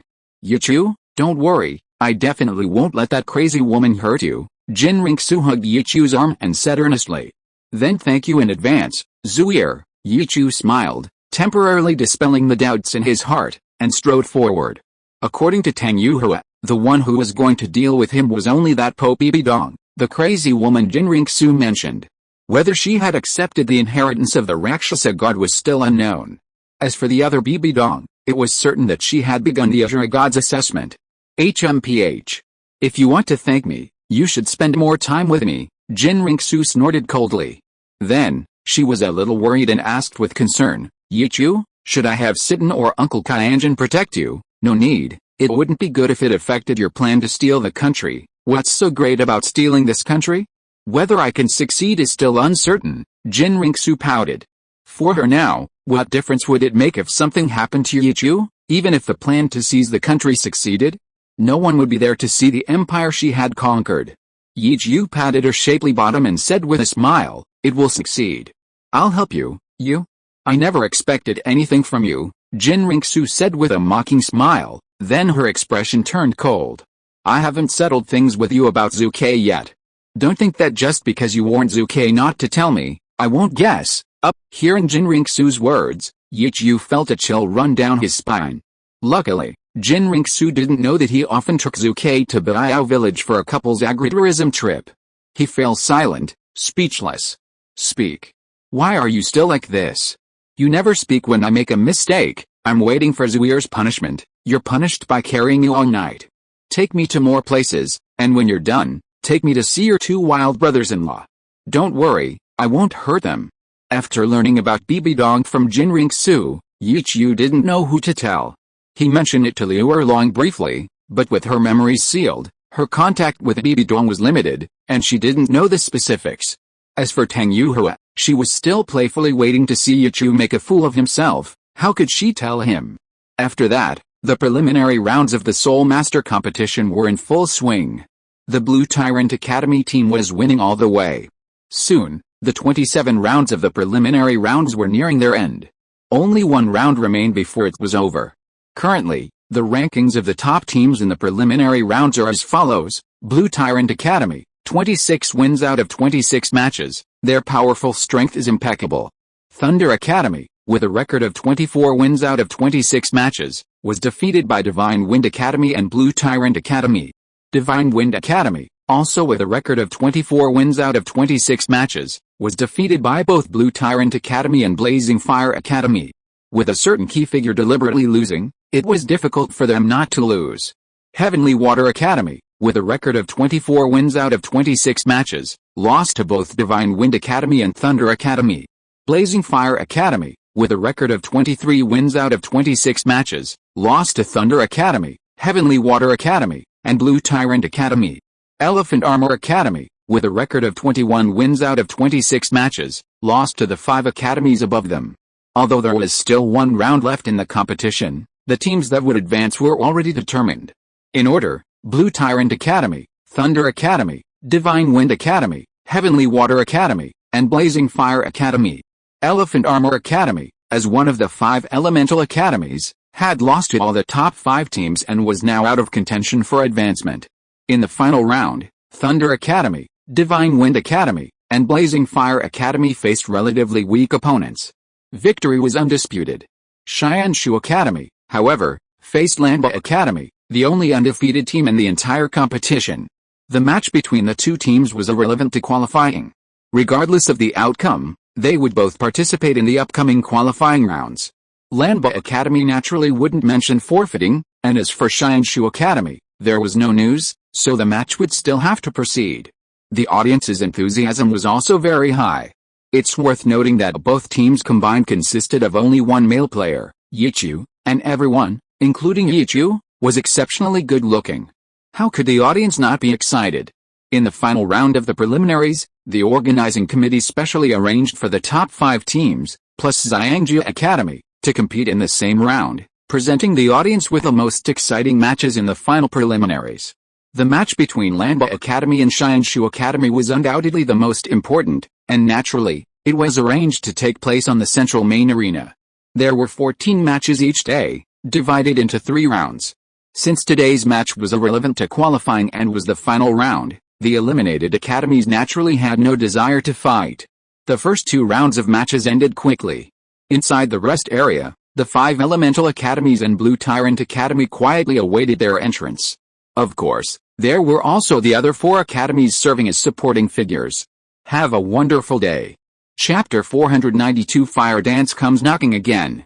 In the rest area, Xiao Wu squatted on the ground, her head resting on Yichu's lap, her round, large, crimson eyes beaming. Great. They didn't forfeit. Looks like we can play another round. HMPH, Xiao Wu, don't get too excited yet. Brother might go on stage himself. Xiao Lan, eating snacks nearby, couldn't help but remind her. Haha. If you want to play, there'll be more during the qualifying rounds. Yichu patted her head, chuckling. That's right. Then it'll all be one-on-one battles. With Xiao Wu's high cultivation level, she can definitely take on 7 opponents at once. Xiao Wu raised her fist. Ouch! Xiao Wu. You hit my head. Ning Rongrong, resting on Yichu's other lap, suddenly cried out in pain, looking up and rolling her eyes at Xiao Wu. Xiao Wu giggled. Sister Xiao Wu didn't even use any force. If it really hurts, you can ask Jiangzu, Lingling, and Xiao Chu to fix your brain, right, and Xiao Lan? Xiaolan can also help Sister Rongrong fix her brain. Xiaolan held up her sticky hand and said with a smile. Ning Rongrong was annoyed and said coquettishly, enough. Can't you talk properly? My brain is fine, I don't need any fixes. PFFT Liu Erlong and the others couldn't help but burst into laughter. The surrounding participating teams were also attracted by their laughter. On the Blue Tyrant Academy team's side, there was laughter and chatter. Not far from them, a group of young girls were watching them. Big sister, look, Yichu from Blue Tyrant Academy is really handsome. His smile is so gentle. I heard that even the team leader is his woman. The one who spoke was a girl with an oval face. She looked to be in her early 20s and had a petite figure. Her short, dark green hair made her look very energetic. She was Shui Yuer from the Xianshu Academy team. The girls beside her were all dressed in blue team uniforms. They were Yichu's opponents, from Xianshu Academy. The 5 elemental academies each had their own specific requirements for admission. For example, the Elephant Armor Academy's admission criteria primarily required a weight exceeding 300 jin, approximately 150 kilograms. Secondly, there were requirements regarding their martial soul. The other 4 elemental academies mainly focused on the characteristics of the martial soul. For instance, Blazing Fire Academy required applicants to have a fire attribute martial soul, while Xianshu Academy naturally required a water attribute one. Among the 5 elemental academies, Xianshu Academy had the most stringent application requirements. Besides water attribute martial souls, they had several additional requirements. First, they only accepted female students. Second, they only accepted beautiful women. However, they also had a humane side. Xianshu Academy was the only one among the 5 elemental academies open to commoners, similar to Blue Tyrant Academy. Therefore, all the team members from Xianshu Academy participating in this competition were not only all female students, but all were also beautiful. Shui Yuer appeared to be the youngest of the 7 official team members, still carrying a touch of childishness on her face. 7th girl, don't let your infatuation show on the field. If you hold back, I won't let you off the hook, a red-haired girl with an oval face teased. If Yichu makes a move, whether I hold back or not, the result will be the same, right? Shui Yuer looked in Yichu's direction, also wanting to try what it would feel like to rest her head on Yichu's lap. The girl next to her laughed and said, that's true, but you can't really hold back, can you? How could I? Of course I have to perform well. Make Yichu remember me, even, Shui Yuer said, a blush appearing on her face. Yichu's stunning good looks were so attractive to her, she had never seen a face so pleasing to her. Moreover, with so many women, he must be excellent in every way, except for being a womanizer. There was no need to worry about his character. As for being a womanizer, Shui Yuer could completely accept it. After all, she and Shui Binger were half-sisters. She could completely understand a man having multiple wives. Alright, stop fooling around, the competition is about to begin. Blue Tyrant Academy is a tough opponent. From the preliminaries until now, they've only ever sent one person to fight. The other 4 academies of the 5 elements have all fallen to Yichu alone, so we'll definitely have to give him a good beating later. Even if we lose, we'll only be defeated by our opponent. If we avoid the fight, we'll be at a disadvantage in terms of momentum when we meet again in future matches. So, everyone must go all out in today's battle. Compared to the previous 2 girls, this girl's voice was much more composed. Among all 7 participants from Xianshu Academy, she wasn't the oldest. In fact, Shui Binger, might even be the youngest, as she looked to be under 20. But when she spoke, the expressions of the other 6 girls noticeably softened, and their gazes towards her held a hint of respect. Shui Binger was about 1.65 meters tall, with a very well-proportioned figure, neither exaggeratedly plump nor petite. Long, light blue hair cascaded down her back, her fair face adorned with delicate features. At first glance, she didn't seem particularly stunning, but upon closer inspection, her beauty became increasingly apparent. It was a hazy, ethereal beauty. Of all the methods Yichu is known to have, the most troublesome is his ability to become ethereal. Unfortunately, after defeating Thunder Academy, he's hardly made a move. I wonder what happened with that soul skill that made Ho Wuyeoang disappear into thin air. Shui Binger looked at Yichu in the distance, her face filled with seriousness. Shui Yuer suddenly pointed in the direction of Blue Tyrant Academy, exclaiming sweetly, "Big sister, look! That woman Xiao Wu actually went to find Yichu again, haha. Seventh girl, are you already getting jealous? I told you, you could have gone directly. Shui Yu opened her mouth, but she wouldn't say it now. Actually, her confession was already in the works. The time for the final round of the competition was drawing ever closer. In the direction of Blazing Fire Academy, Xiao Wu looked at Yichu and the others, then at the Xianshu Academy team, her expression conflicted, even somewhat restless. She gritted her teeth and got up to walk towards Lamba Academy. Although she knew Shui Binger of Xianshu Academy well enough to know they would definitely choose the toughest opponent, Xiao Wu still wanted to go to Lamba Academy. She wanted to talk to Yichu and get him to take action personally, otherwise, Xiao Wu feared the other girls would lose to Xianshu Academy. No, there was a high probability they would lose. Their Chiho Academy hadn't even managed to break a single tooth from the Lamba Academy team. Naturally, she didn't want her old rival, Xianshu Academy, to complete what she hadn't finished. Anyway, in any case, using this excuse to approach Yichu was perfectly reasonable. Have a nice day, everyone. If you are listening to this novel on a channel other than Fanfic World, it means it was downloaded and re-uploaded without effort. We warmly invite you to visit our channel, Fanfic World. There you will find the original version of this story and many other novels of various genres. We look forward to seeing you dive into a world of incredible novels. Chapter 493. You're too competitive, aren't you? Xiao Wu's approach naturally didn't escape Yichu and the others' eyes. Yichu was about to get up, but Ningrongrong, who was resting her head on his lap, immediately stood up and sat on Yichu's lap. As if declaring ownership, she hugged Yichu's neck and asked Xiao Wu, who had already come in front of her, "What are you doing here again, woman? You're not here to see Yichu again, are you? Yichu has already said, he doesn't like you, eh?" Xiao Wu opened her mouth, her brows furrowing as color slowly returned to her face. Before she could say anything, Ningrongrong suddenly exclaimed, Xiao Wu, what are you doing?" Xiao Wu huffed and pushed Ningrongrong. "Rongrong, you almost sat on Xiao Wu's head. Move your butt. You're sitting on Xiao Wu's hair." As she spoke, she reached out to pinch it. Ningrongrong covered her bottom and quickly got up. Xiao Wu patted her braids and also stood up, looking at Xiao Wu in front of her. The two women shared similar figures and names. Xiao Wu's gaze swept over the women. Indeed, few were less attractive than herself. Even those who were less attractive weren't far off, and some were still quite green, with unlimited potential. She truly didn't know how Yichu managed to get these women to get along so harmoniously. Yichu looked at Ningrongrong's pitiful expression, as if trying to get him to stand up for her, and helplessly covered his face. Receiving Yichu's signal, Zhu Huking, who had been leaning on Yichu's shoulder, obediently released his arm. Yichu stood up and looked at Xiao Wu.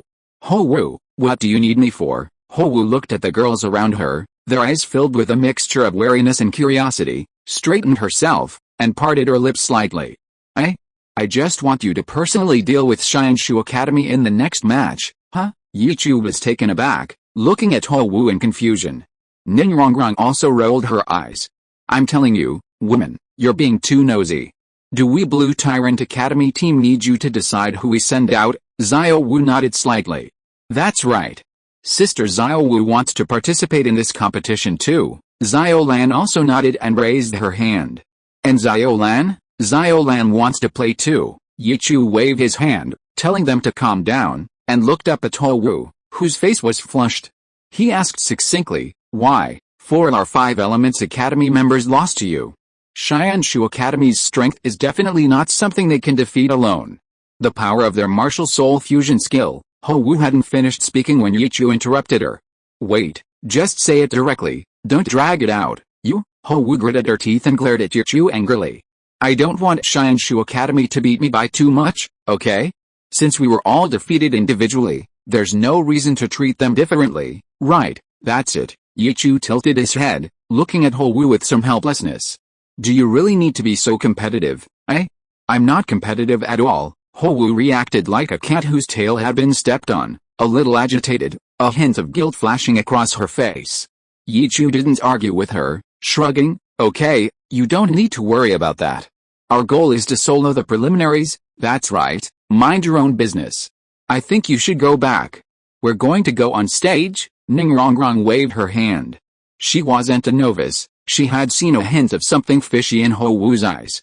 I humph. Ho Wu shook her hand, turned and left, regretting her impulsive decision to come over. She had hoped for some other interaction, but it seemed turned in unpleasantness. Yi Chu frowned. Alright, Xiao Chu, don't think about her anymore. We should go on stage. Xiao Wu took Yi Chu's arm and pulled him towards the center arena. So, Xiao Chu, are you really going to take action yourself? Probably. Even if Zhu Qing exposes your Shadow Spider Spear, Xianshu Academy might not be able to handle it with their Spirit Fusion skill. Yi Chu nodded slightly. Xianshu Academy's Spirit Fusion skill is quite powerful. From the direction of the arena, shouts came. At this moment, it was finally the turn of the teams in this final round of matches to enter the arena. When the 5 Elemental Academies plus Blue Tyrant Academy entered the arena at the same time, the entire Heavenda Grand Arena completely erupted. Today was the last day of the preliminaries, and this was also the last round of matches today. In order to watch the grand spectacle of the 5 Elemental Academies and Blue Tyrant Academy competing on the same stage, today's ticket prices were several times higher than usual, but even so, tickets were still hard to come by. The Blue Tyrant Academy team and the Xianshu Academy team stepped onto the arena from opposite sides of the central main arena. You brat.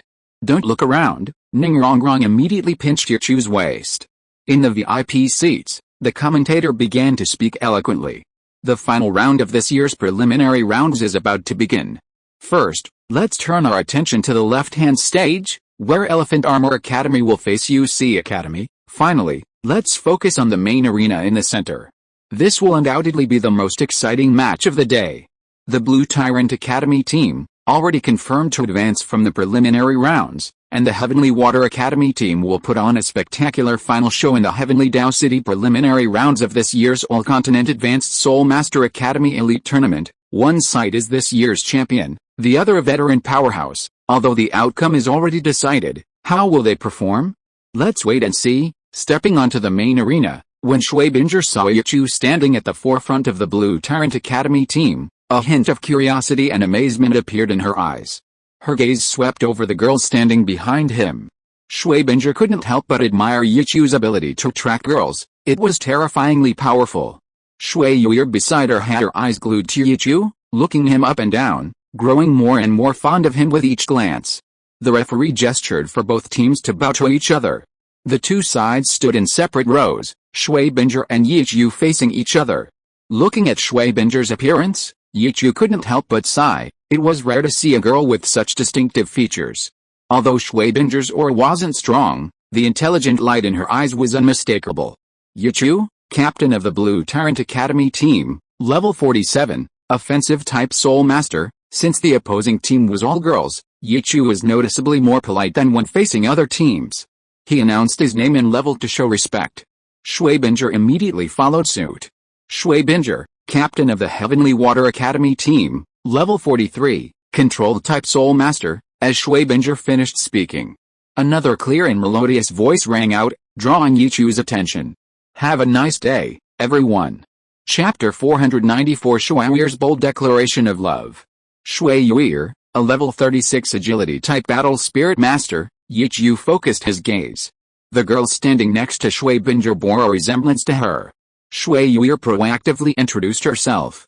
She and Shui Binger were half-sisters, though their hair colors differed. Yi Chu was stunned, and Shui Binger was also somewhat taken aback.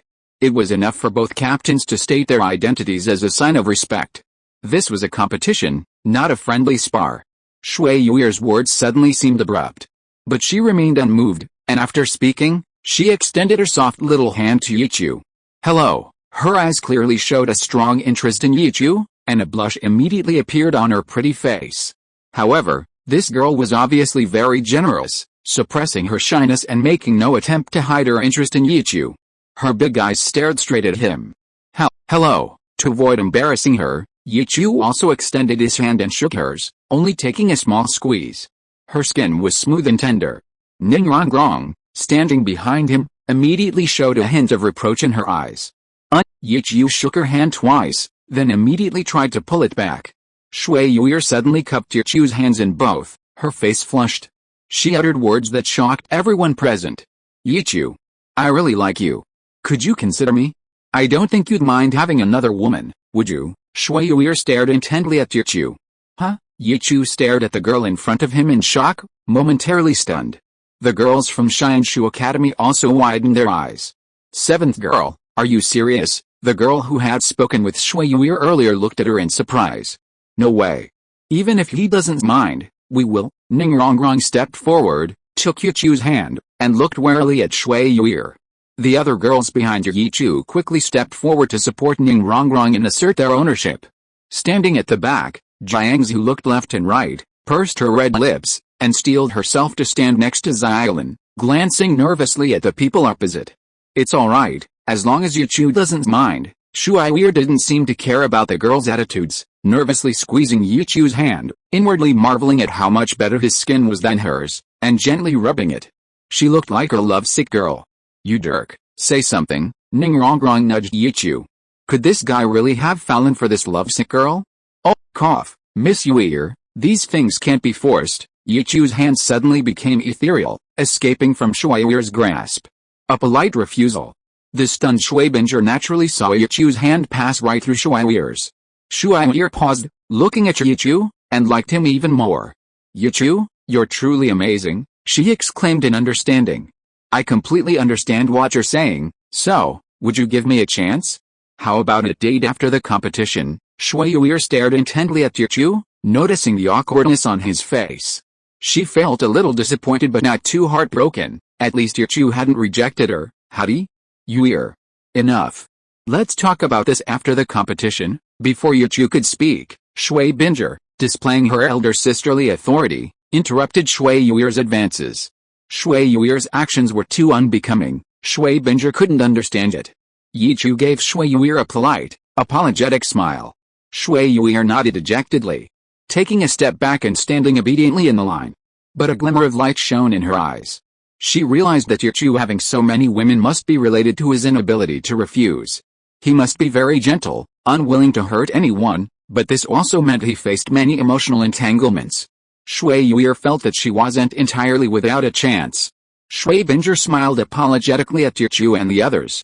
Yichu, I hope our opponent will be you, and I hope you won't go easy on us just because we're girls. Yichu forcefully removed the hand from his waist. He nodded slightly. I will try my best. The referee next to him shook his head helplessly, lamenting that he was getting old and out of touch with the times. He didn't delay any longer. Both sides prepare. You can release your martial souls now. The Blue Tyrant Academy team and the Heavenly Water Academy team retreated almost simultaneously. Ningrongrong and the other girls, as usual, retreated to the edge of the arena. Yichu's eyes flashed with blood-red light, and his entire aura changed instantly. His blue hair and blood-red eyes gave him an eerie look. Shui Yuir, who had been staring at him, suddenly showed a hint of infatuation in her eyes. She didn't even think about resisting the goodwill and desire rising in her heart for Yichu. Her face flushed, she took 2 steps forward. Yichu frowned, raising his spirit rings while shifting his gaze away, his eyes lowered. Seventh girl, what are you doing? Big sister's really going to get angry. Reminded by her teammate, Shui Yuir also snapped out of her daze. Her eyes shimmered, and she quickly released her spirit. The Xianshu Academy team's formation consisted of 3 girls at the front, Shui Binger in the middle, and Shui Yuir and another agility-type girl on either side of her. A girl with long black hair and a somewhat pale face stood at the back. Both sides released their spirits almost simultaneously, instantly revealing their overall strength. Xianshu Academy's strength was quite impressive. Besides the level 43 Shui Binger, there were 2 other spirit masters above level 40. One was one of the 3 power attack type spirit masters at the front, and the other was the black-haired girl at the back of their team. Although their spirit rings were different colors, the spirits of all 7 Xianshu Academy members were the same color, aqua blue. Shui Binger was enveloped in a hazy blue light, a dazzling blue halo floating behind her with a touch of brilliance. Yichu watched her ice phoenix martial soul with curiosity. Currently, this was the only phoenix martial soul Yichu had ever seen, and Shui Binger was likely the only one on the continent possessing one. As for the evil fire phoenix, Yichu had always considered that a chicken. The 3 power attack type soul masters at the front had somewhat strange martial souls. They all had fine scales on certain parts of their bodies, not dragon scales, but more like fish scales. Of the 2 agility attack type soul masters, Shui Yuer's martial soul gave her skin a bright glaze, while the other agility attack type soul master's skin was completely blue. At present, Yichu couldn't clearly distinguish their martial souls. The match begins, the referee announced immediately after both sides had released their martial souls on the stage. Chapter 495 Dark clouds covering the arena. With the referee's command, attack, the simple word carried a sharp edge in Shui Binger's voice. Under her command, the three offensive type soul masters at the forefront of the Xiangshu Academy team immediately sprang into action. Instead of immediately unleashing their soul skills, they directly met Yichu's pressure with speed. One soul master, two soul venerables. Clearly, the advantage lay with Yichu. However, Yichu's attention wasn't entirely focused on the three of them. Two fixed gazes drew his attention. The moment his eyes met theirs, he immediately sensed something amiss. Without hesitation, 1,000 birds instantly enveloped his body, lightning surging ceaselessly. With a wave of his hand, a wave of 1,000 birds rained down upon the three offensive type soul masters at the front. Just as Yichu began his attack, Shui Binger's first soul ring lit up. A flash of icy blue light, and Yichu felt a chill run through his body, his forward momentum halting, his entire body frozen in ice. Although this was only Shui Binger's first soul skill, she had previously frozen 4 opponents simultaneously on more than one occasion. 4 attacks in an instant. This was enough to demonstrate Shui Binger's formidable control over her soul skills. Now, she only needed to focus on Yichu, and the soul power she poured into the ice was even more concentrated. Moreover, this skill was not only instantaneous but also impossible to dodge. It would directly affect her. As long as Shui Binger's mind locked onto Yichu, he would inevitably be frozen. It was just a matter of a thought. Instantly sealing Yichu, the next instant, Shui Binger's second soul ring lit up following the first. A total of 5 ice rings were released, respectively enveloping the 3 offensive soul masters of the Xiangshu Academy team facing the lightning 1,000 needles, and the 2 agile soul masters beside Shui Binger, including Shui Yuer. A miraculous scene appeared. These 5 soul masters enveloped by the ice rings instantly gained a layer of crystalline blue armor. With the 3 offensive type soul masters unleashing their power simultaneously, all the Chidori Chibins in front of them were blocked, leaving only a slight numbness in their bodies. Boom! A large cloud of ice powder scattered everywhere. Yo! Crackling sounds like the cries of 10,000 birds echoed throughout the arena, and the dazzling light caused the eyes of several beautiful girls on the opposing side to squint slightly. Shui Yuer, however, showed surprise in her eyes. Watching this move up close, coupled with Yichu's face and that nonchalant smile. So cool. Under the surging lightning, the solid ice trapping Yichu had melted into ice powder. PFFT, Yichu suddenly raised 2 fingers and spat out the Phoenix Immortal Fire technique at the 3 offensive type soul masters charging towards him. 2 of the scattered fireballs rushed towards the soul masters, while the other 2 rushed towards the 2 soul venerables respectively. After the Phoenix Immortal Fire, another swift and powerful fireball followed. That fireball directly bypassed the 3 offensive type soul masters and headed straight for Shui Yuer. Snow Dance, begin. Facing Yichu's probing attack, Shui Binger remained calm. After giving the order, she composedly cast her second soul skill on herself. Instantly, a layer of ice armor appeared on her body. When Yichu's fireball struck her, illuminating her face in a fiery red glow, the blue light and ice phoenix that had previously appeared behind her suddenly dissipated, merging with Shui Binger's ice armor. With a bang, Shui Binger merely took a step back, unharmed. Yichu raised an eyebrow. He immediately prepared to meet the 3 offensive soul masters, his speed clearly far exceeding theirs. But, just as he was about to throw a punch at the shoulder of one of the tall soul masters, in that instant, Shui Binger's first soul skill descended once more. Giving Yichu no time to prepare, she had already frozen him again. Bang! The ice shattered into dust, and 1,000 birds cried out. In the brief moment lost with Shui Binger, the girl before him had enough time to react. She was a tall female soul master, and facing Yichu's attack, she defiantly raised her hand, not dodging, but aiming to meet Yichu's fist. A burst of blue light emanated from her body, her first soul ring shone brightly, and the scales that had previously only appeared on one cheek instantly spread to every part of her body. Simultaneously, her second soul ring also lit up. A massive ball of blue light rose from her slightly cleaved chest, heading straight for Yichu's chest. Faced with his opponent's attack, Yichu couldn't help but chuckle. This female teammate was quite interesting.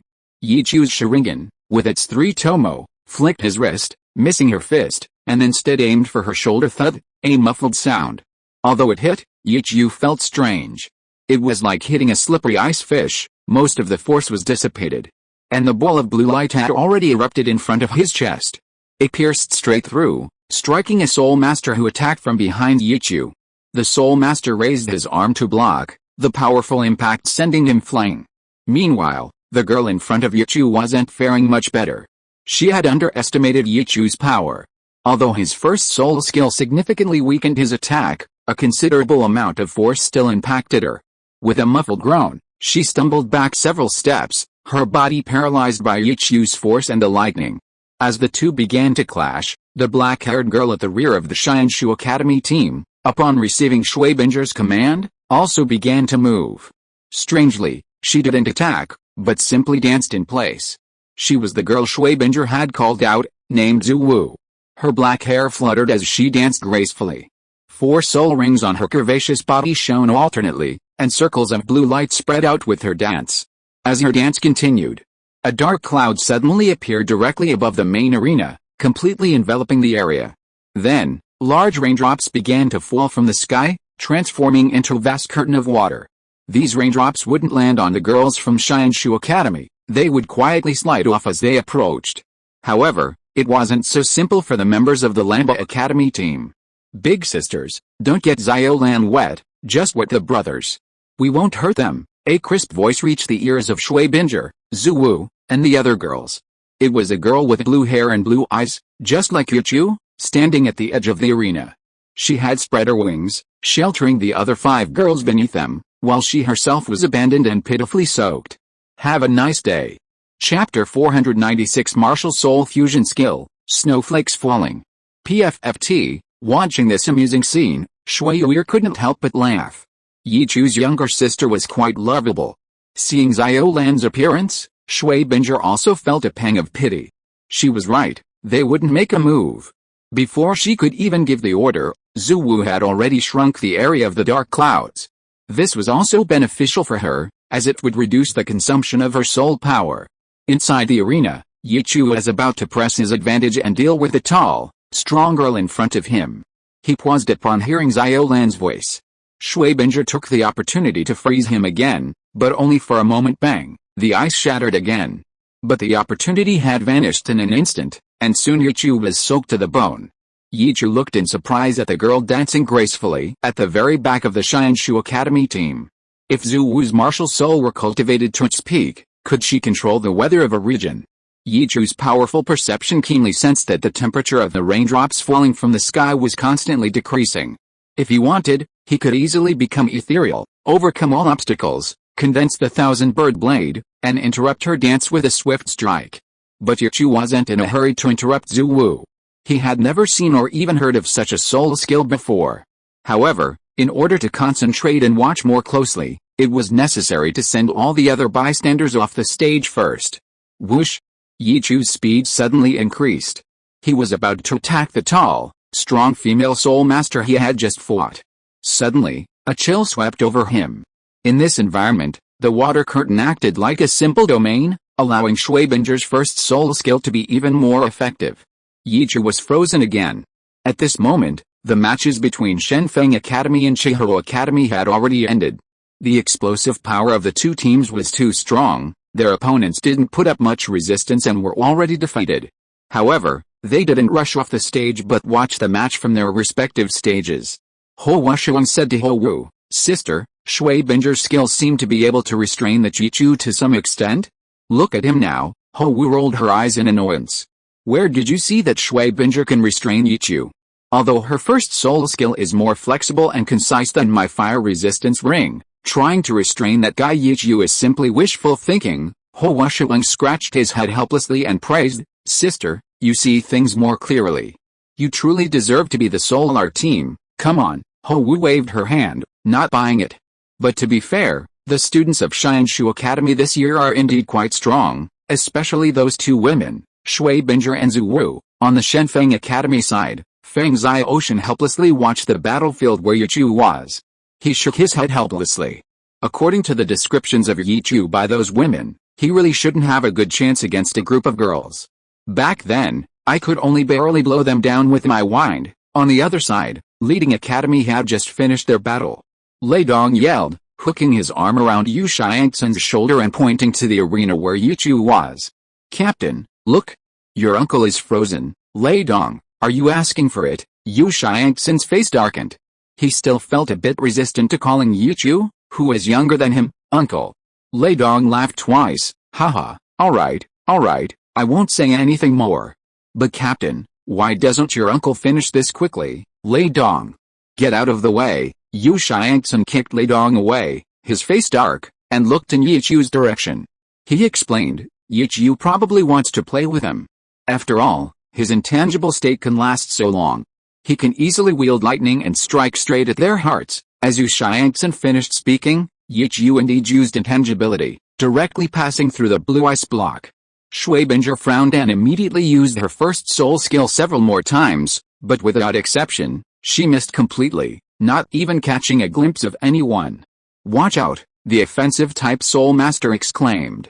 Yichu used Phoenix Flame to support her, and with his unpredictable movements and terrifying speed, he had already arrived behind the two soul venerables who were traveling together. He patted their shoulders, and the two women immediately turned around. He activated his Sharingan Jinjutsu. Yichu did not control them to fight Shui Binger and the others. Instead, he grabbed their wrists and began to swing them. Whoosh! The two women flew towards the edge of the arena, and a glint flashed in Yichu's eyes. The moment they left the edge of the arena, the Jinjutsu on the two women was broken, and they panicked and adjusted their bodies, landing on the ground. Block him! Shui Binger's face showed a hint of surprise. Yichu's strange ethereal transformation was really too troublesome.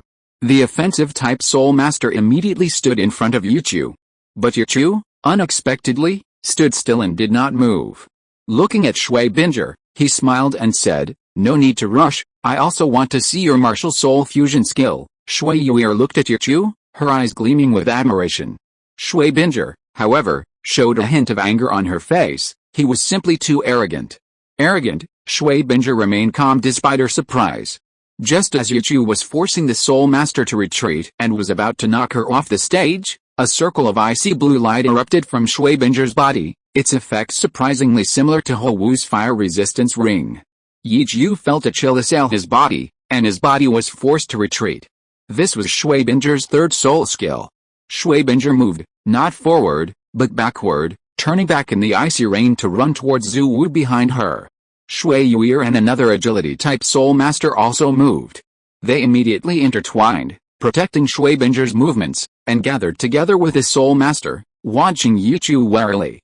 Is the Spirit Fusion skill about to begin? Yichu looked towards the back of the Xiangshu Academy team. Blue hair and black hair instantly merged into one, transforming into a dazzling blue-white beam of light that shot into the dark clouds above. Shui Binger and Xiao Wu's bodies vanished simultaneously. Their Spirit Fusion skill had finally erupted. From the very beginning of the match, while Shui Binger was doing her best to restrain Yichu, this Spirit Fusion skill had already been prepared. When the blue-white beam of light shot into the dark clouds, even defeating Shui Binger and Xiao Wu wouldn't stop the release of the Spirit Fusion skill's power. But Shui Binger hadn't expected Yichu to be so blatantly indifferent to their Spirit Fusion skill. All her plans seemed to have become a joke.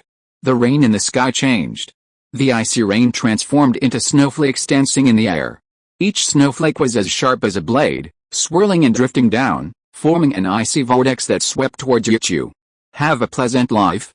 Chapter 497 The Firebird in the Frozen Snow. Sensing the rapidly dropping temperature around him, Yichu looked at the snow and ice sweeping towards him and couldn't help but laugh.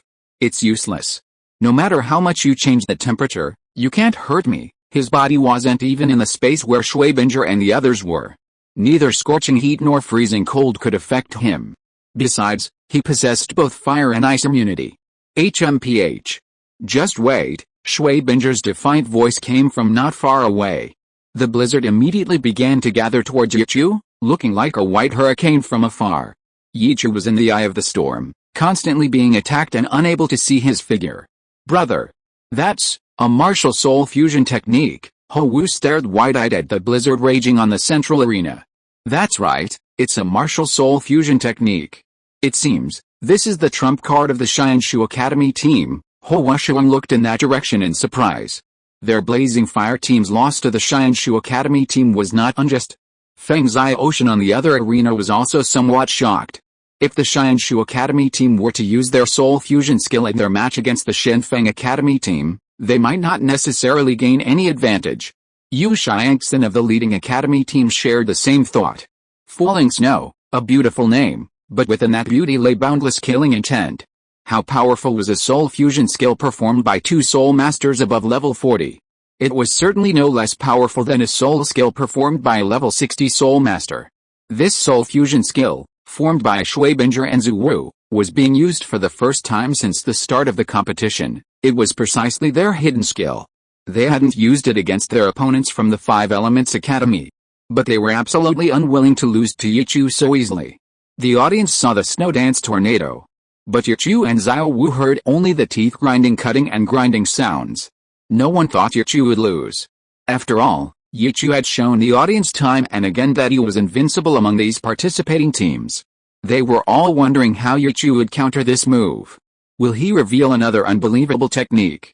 How long can the Xianshu Academy team hold out against Yichu? Amidst the swirling snowflakes, everything became a mystery. The audience didn't know, and even the powerful figures in the VIP seats couldn't make a definitive judgment. The attack power of the falling snow wasn't particularly strong, but its strength lay in its relentless flow. Amidst a teeth-grinding, ear-piercing screeching sound, Yichu stood silently, watching the sharp snowflakes. Countless snowflakes, like a meat grinder, relentlessly slashed at Yichu's body, attacking him indiscriminately from head to toe. Yet, Yichu could still move freely. His movement seemed to be a show of defiance towards Shuibinger and the others. Yichu, I'd like to see how long your ethereal transformation can last. Shuibinger's voice came from afar. As soon as she finished speaking, the blizzard followed closely, engulfing Yichu once more. This time, Yichu didn't move.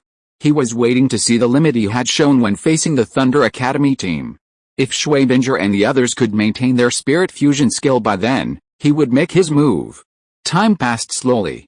If anyone could see Shuibinger's face inside the blue pillar of light, they would notice that her expression had become very unpleasant. Although she had made high expectations of Yichu before this match, she realized that she had underestimated him when they actually faced him. Shuibinger was in control of the Snowdrift Spirit Fusion skill, so she could clearly feel the resistance encountered when the snowflakes attacked. Almost a minute had passed.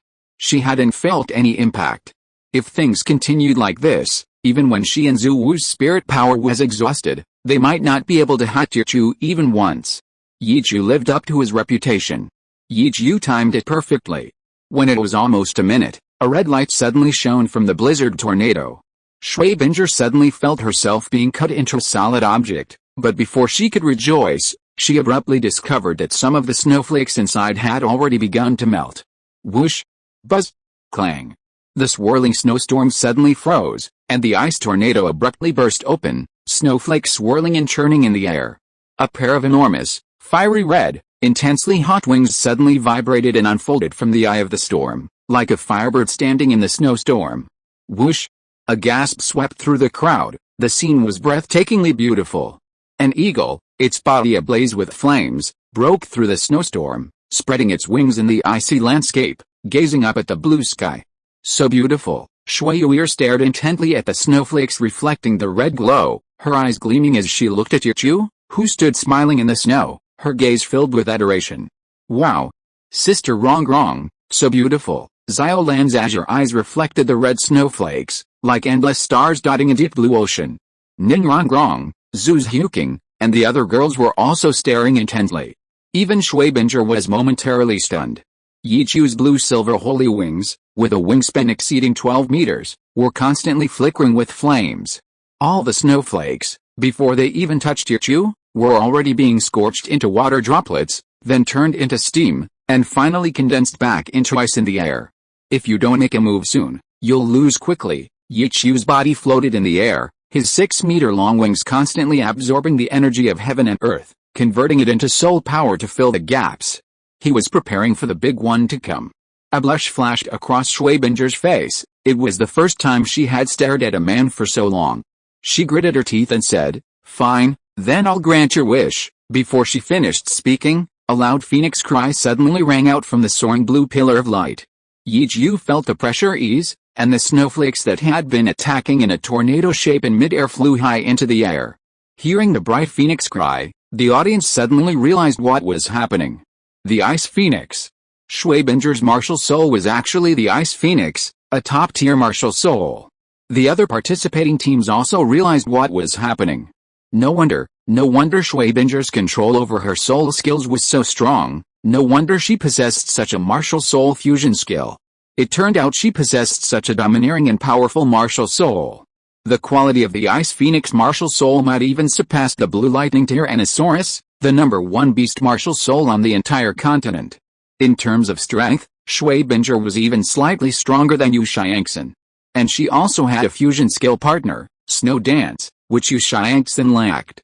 In mid-air, snowflakes condensed and gradually took shape. A gigantic blue phoenix, 7 meters long, appeared out of thin air.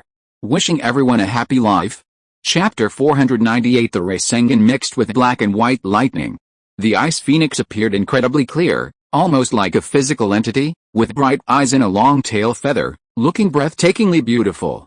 Yet, it contained terrifying energy.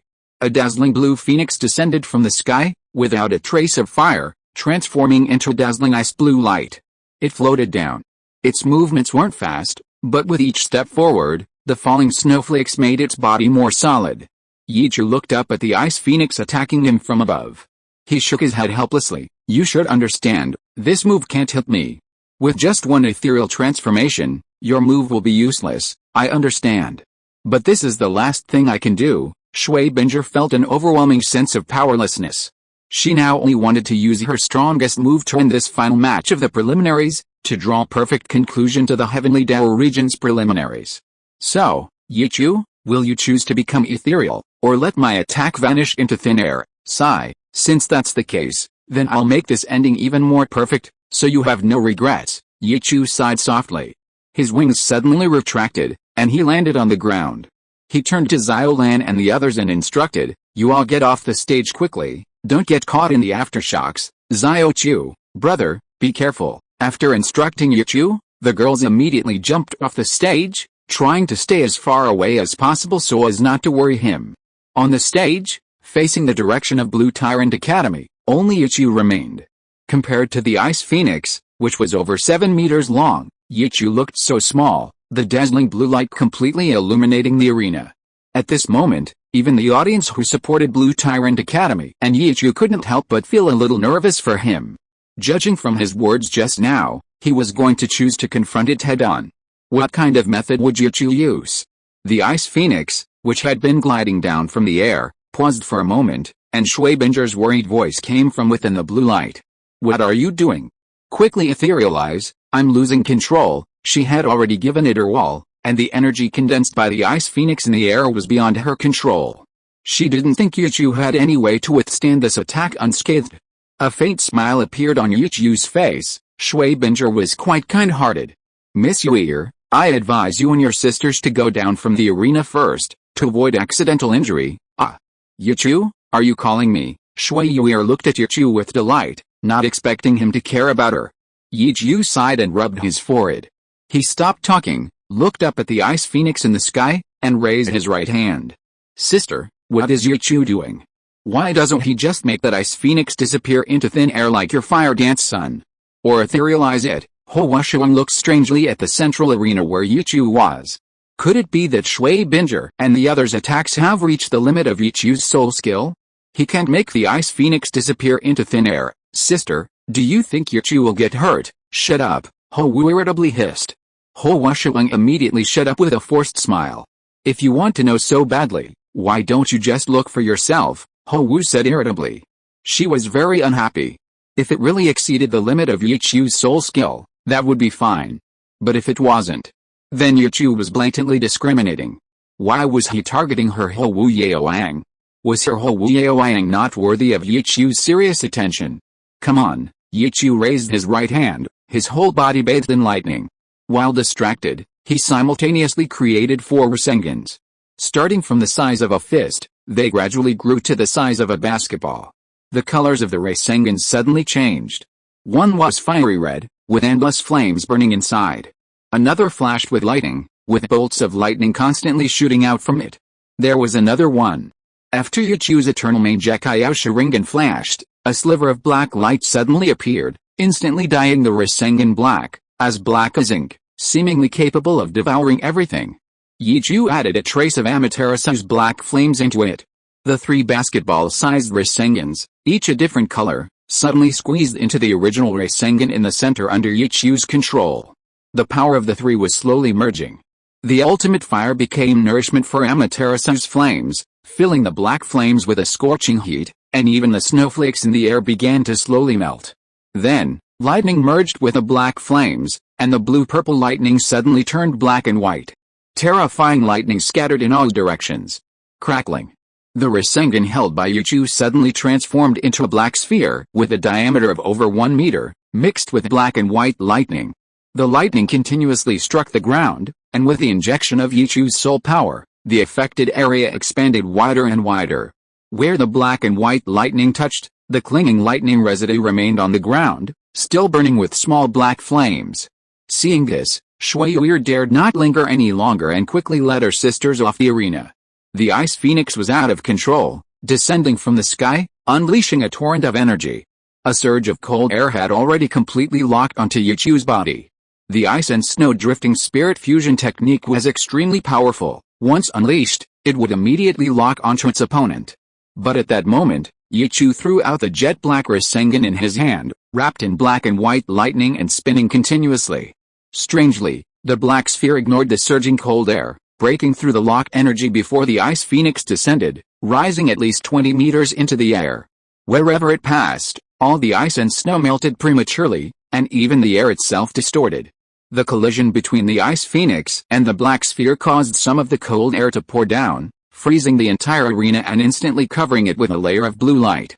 A black lightning fireball exploded, the Ice Phoenix lashed by lightning and corroded by black flames. The entire arena seemed to be undergoing a lightning tribulation, the whole place baptized by lightning. The blue ice layer shattered, ignited by black flames. The next moment, with a deafening roar, the entire arena completely collapsed under the bombardment of lightning. Black flames danced and swirled across the ruins of the arena. This could be said to be the most destructive scene since the start of the preliminaries, and also the most dazzling. Yichu stood on the black flames. Under his control of Kagutsuchi, these black flames only spread to the central arena. The other arenas were covered with a thin layer of frost. The emanating chill made the audience's expressions freeze. Have a nice day. Chapter 499 The Central Arena, half shorter. Amidst the ruins of the arena, Shui Binger, supported by Xiao Wu, struggled to stand. She gazed at the black ice phoenix still falling from the sky, her eyes filled with hope. However, the ice phoenix vanished instantly above Yichu's head. Shui Binger's face turned deathly pale. Her gaze shifted downwards, looking at Yichu standing calmly on the ground, her eyes glazed over. She couldn't understand why this had happened. Why, even with her and Xiao Wu's fusion skill, plus the power of her own martial soul origin, couldn't defeat Yichu despite his deliberate resistance. The chilling icy air was enough to slow anyone's movements. In that instant, the temperature on the arena had dropped to an extremely terrifying level. Coupled with the control of the cold current, she absolutely refused to believe that a soul master below level 60 could break through the lock and escape the attack range. Yet, that man had done it. He simply used his self-created soul skill, infused with black flames and lightning, and stood unharmed. Even though his soul skill had been broken. But that kind of extreme cold should have definitely damaged Yichu. Yet, he seemed completely unfazed, even wearing a nonchalant smile, walking towards her as if nothing had changed. As Yichu approached, his eternal kaleidoscope continued to activate, extinguishing the wisps of Amaterasu black flame that had attached themselves to Shui Binger and Xiao Wu. He dispersed the flames, creating a clearing for them to stand. The two girls were deathly pale, their depleted soul power made it difficult for them to even stand. Looking at Yichu, Shui Binger knew that she and Xiao Wu could never defeat him. He was too strong, like an old monster. Now, only the three of them remained within the arena. The outcome was decided. Can you tell me why? Shui Binger asked Yichu with some difficulty, a flicker of red light flashing in her eyes as she looked at the handsome man before her, a few thoughts forming in her mind. What do you mean, why? Yichu tilted his head, somewhat puzzled. That's right, Shui Binger's face suddenly turned crimson, and she didn't continue speaking, immediately looking away shyly. She unconsciously swallowed.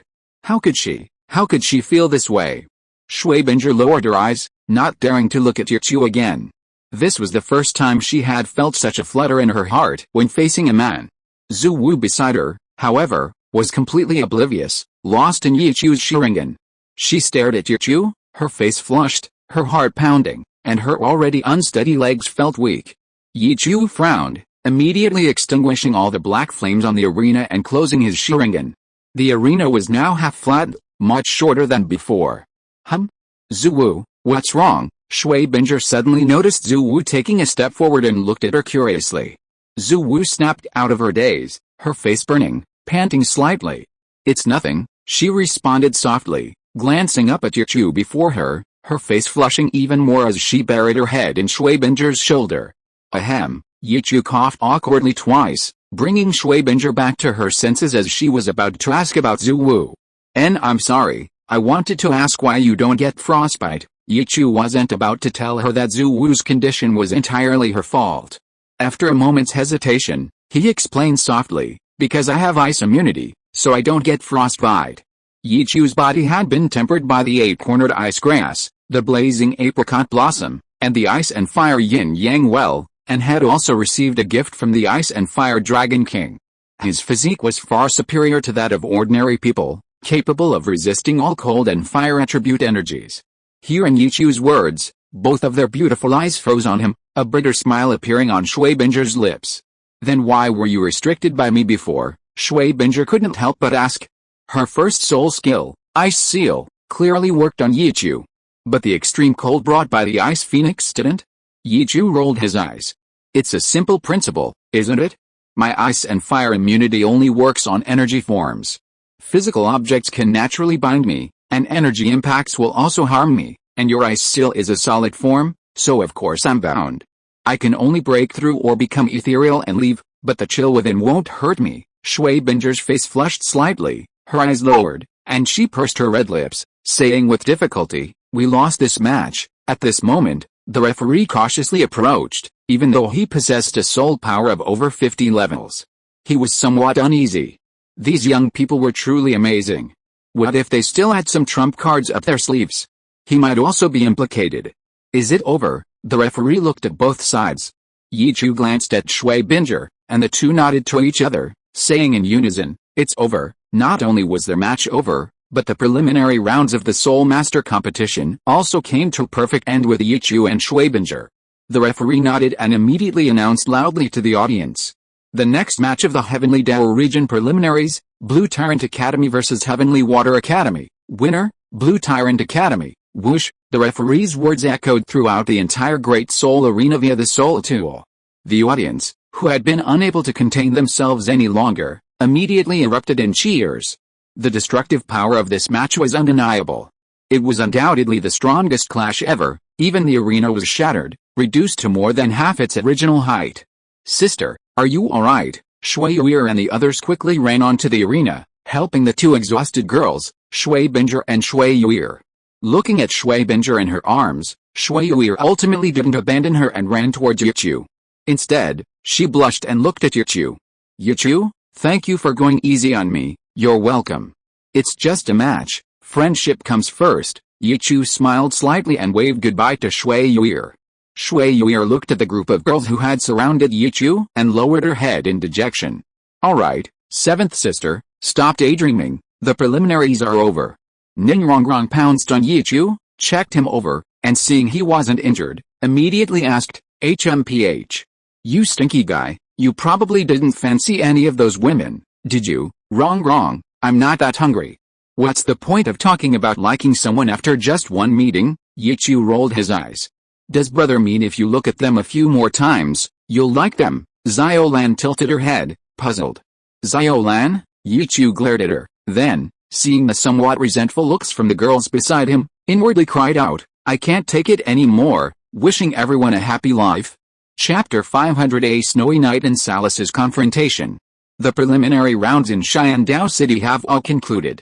According to protocol, an award ceremony will soon be held to award qualification certificates to the top 5 teams.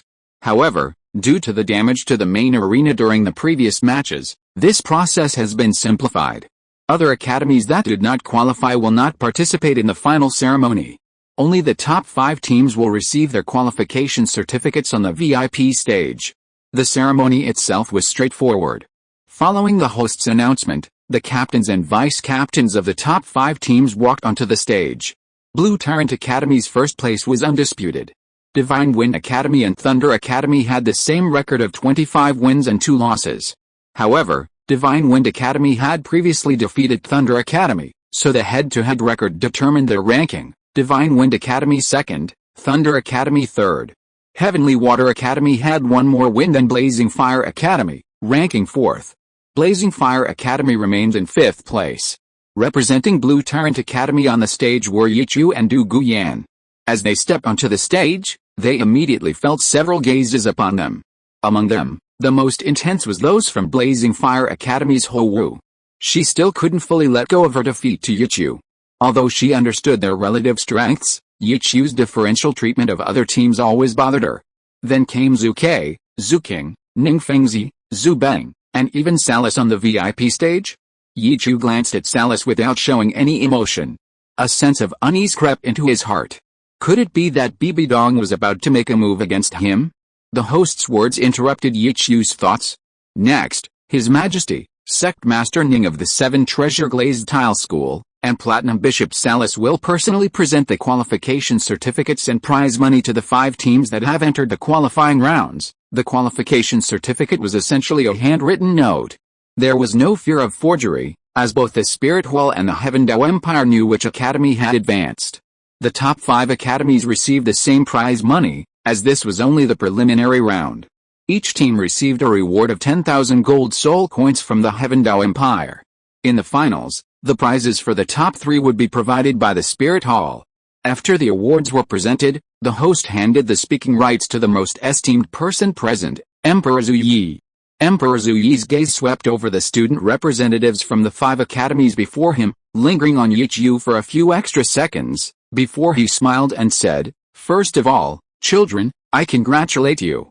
You have successfully qualified for this year's All-Continent Advanced Soul Master Academy Elite Tournament. As the supreme ruler of the Heavendao Empire, I am proud of you. You are the future hope of the Empire. As the captains and vice-captains of your respective teams, your strength played a crucial role in the competition. Therefore, I have decided to confer upon you 10 the title of Viscount, and the other participating students from your 5 academies the title of Baron. After you graduate, the gates of the Imperial household will be open to you at any time. Your fiefdoms will be uniformly allocated after your graduation. Your Majesty, isn't this inappropriate?" Salis suddenly interjected from the side. Daring to interrupt the Emperor's speech demonstrates the immense power of the Spirit Hall. Emperor Zhu Yi glanced at Salis indifferently and asked, "Is there something amiss, Bishop Salis?" Salis looked at the 10 people on the platform. He frowned and said, "Your Majesty, there is no precedent for awarding titles in previous competitions. Moreover, isn't the title too high? In both the Heavendao Empire and the Douluo Empire, the titles, ranked from highest to lowest, are Duke, Marquess, Earl, Viscount, and Baron. To grant 10 Viscount titles for just qualifying for the preliminary rounds, Emperor Zhu Yi's generosity was enough to astonish anyone around him." However, Emperor Zhu Yi silenced Salis with a single sentence. "Bishop Platinum, the conferment of titles is an internal matter of the Empire, unrelated to the Spirit Hall, and also unrelated to this competition. I simply appreciate the reward these children have given. They represent my Heavendao Empire in this Advanced Soul Master Academy competition." After speaking, Emperor Zhu Yi looked again at Yichu and the other 10. He said solemnly, "Here, I also want to make you a promise. If any of your teams achieves victory in the final competition, the entire team's title will be promoted by 1 level, and the Academy's prefix will be changed to Royal, receiving financial support from the Empire." As the captains and vice-captains of their respective teams, these young people, though worldly wise, were still somewhat stunned by Emperor Zhu Yi's string of rewards. What did a title represent? A Viscount already possessed his own territory and servants, and would receive a certain amount of subsidies from the state, enough to live on. Although many soul masters held titles, obtaining a title from a kingdom or duchy was relatively easy, but obtaining an imperial title was not so simple, especially the directly granted viscount title. A viscount's territory could already be a small city. Even more valuable was that Emperor Zhuai had assured the 10 people before him that after this competition, they would be granted fiefdoms. This meant that they were not merely holding a title in name only, but were truly nobles with their own territories. Salus's face looked grim. He didn't say anything more, but a sinister glint appeared in his eyes. The captains and vice-captains of the 5 teams in the preliminaries were all elite young soul masters. Each one was incredibly intelligent. From Emperor Zhuai's promise and Salus's obstruction, they could vaguely sense the tension within the situation. Ning Fengzi simply stood aside, smiling silently, as if all of this had nothing to do with him. Emperor Zhuai seemed oblivious to the unpleasant look on Bishop Salus's face, smiling as he continued, "The upcoming promotion tournament will still be held in the Empire, however, the venue will change from the Heavenly Battle Arena to the Royal Enclosure. 10 teams from the 5 duchies and kingdoms, having qualified through the preliminary rounds, will compete against you in the promotion tournament. I hope that all 5 of your academies will rank highly in the promotion tournament, giving you an advantage in the finals. The promotion tournament is the best stage to showcase your individual strength. The Empire will provide the 3 students with the most wins in the promotion tournament with the soul beasts needed for their next cultivation advancement. You can choose the type of soul beast yourself. The Empire can guarantee all soul beasts with a cultivation level below 30,000 years, except for Blue Tyrant Academy. For the other 4 elemental academies, Emperor Zhuai's promise was even more enticing than the previous titles. These captains and vice-captains were all around level 40, and their next cultivation advancement would require soul beasts at level 50. While level 50 isn't as crucial as a level 30 spirit ring, it's the first level where one can obtain a 10,000-year spirit ring. The strength of that first 10,000-year spirit ring greatly impacts each person's future. Choosing a spirit beast according to one's needs is undoubtedly incredibly beneficial, eliminating risks and wasting time while maximizing the potential of one's martial spirit. From level 50 onwards, a spirit master's cultivation speed decreases significantly. Having a 10,000-year spirit ring as a guarantee ensures maintaining strength between levels 50 and 60, offering immeasurable advantages for future development. However, these considerations are irrelevant to the girls of Blue Tyrant Academy. Even if the Empire could capture a 30,000-year spirit beast for their 5th spirit ring, they wouldn't even glance at it. What you can offer is a sacrifice of a 30,000-year spirit beast, yielding far greater benefits. Several of them already possess black spirit rings exceeding 30,000 years. Therefore, they are completely unmoved by temptation. Have a pleasant life. End of this chapter. Thank you so much for reading until the end. Don't forget to give it a like. Looking for more exclusive content and immediate access? Subscribe to our Patreon. Remember, every like, subscription or donation encourages us to continue. Thank you all. See you in the next video.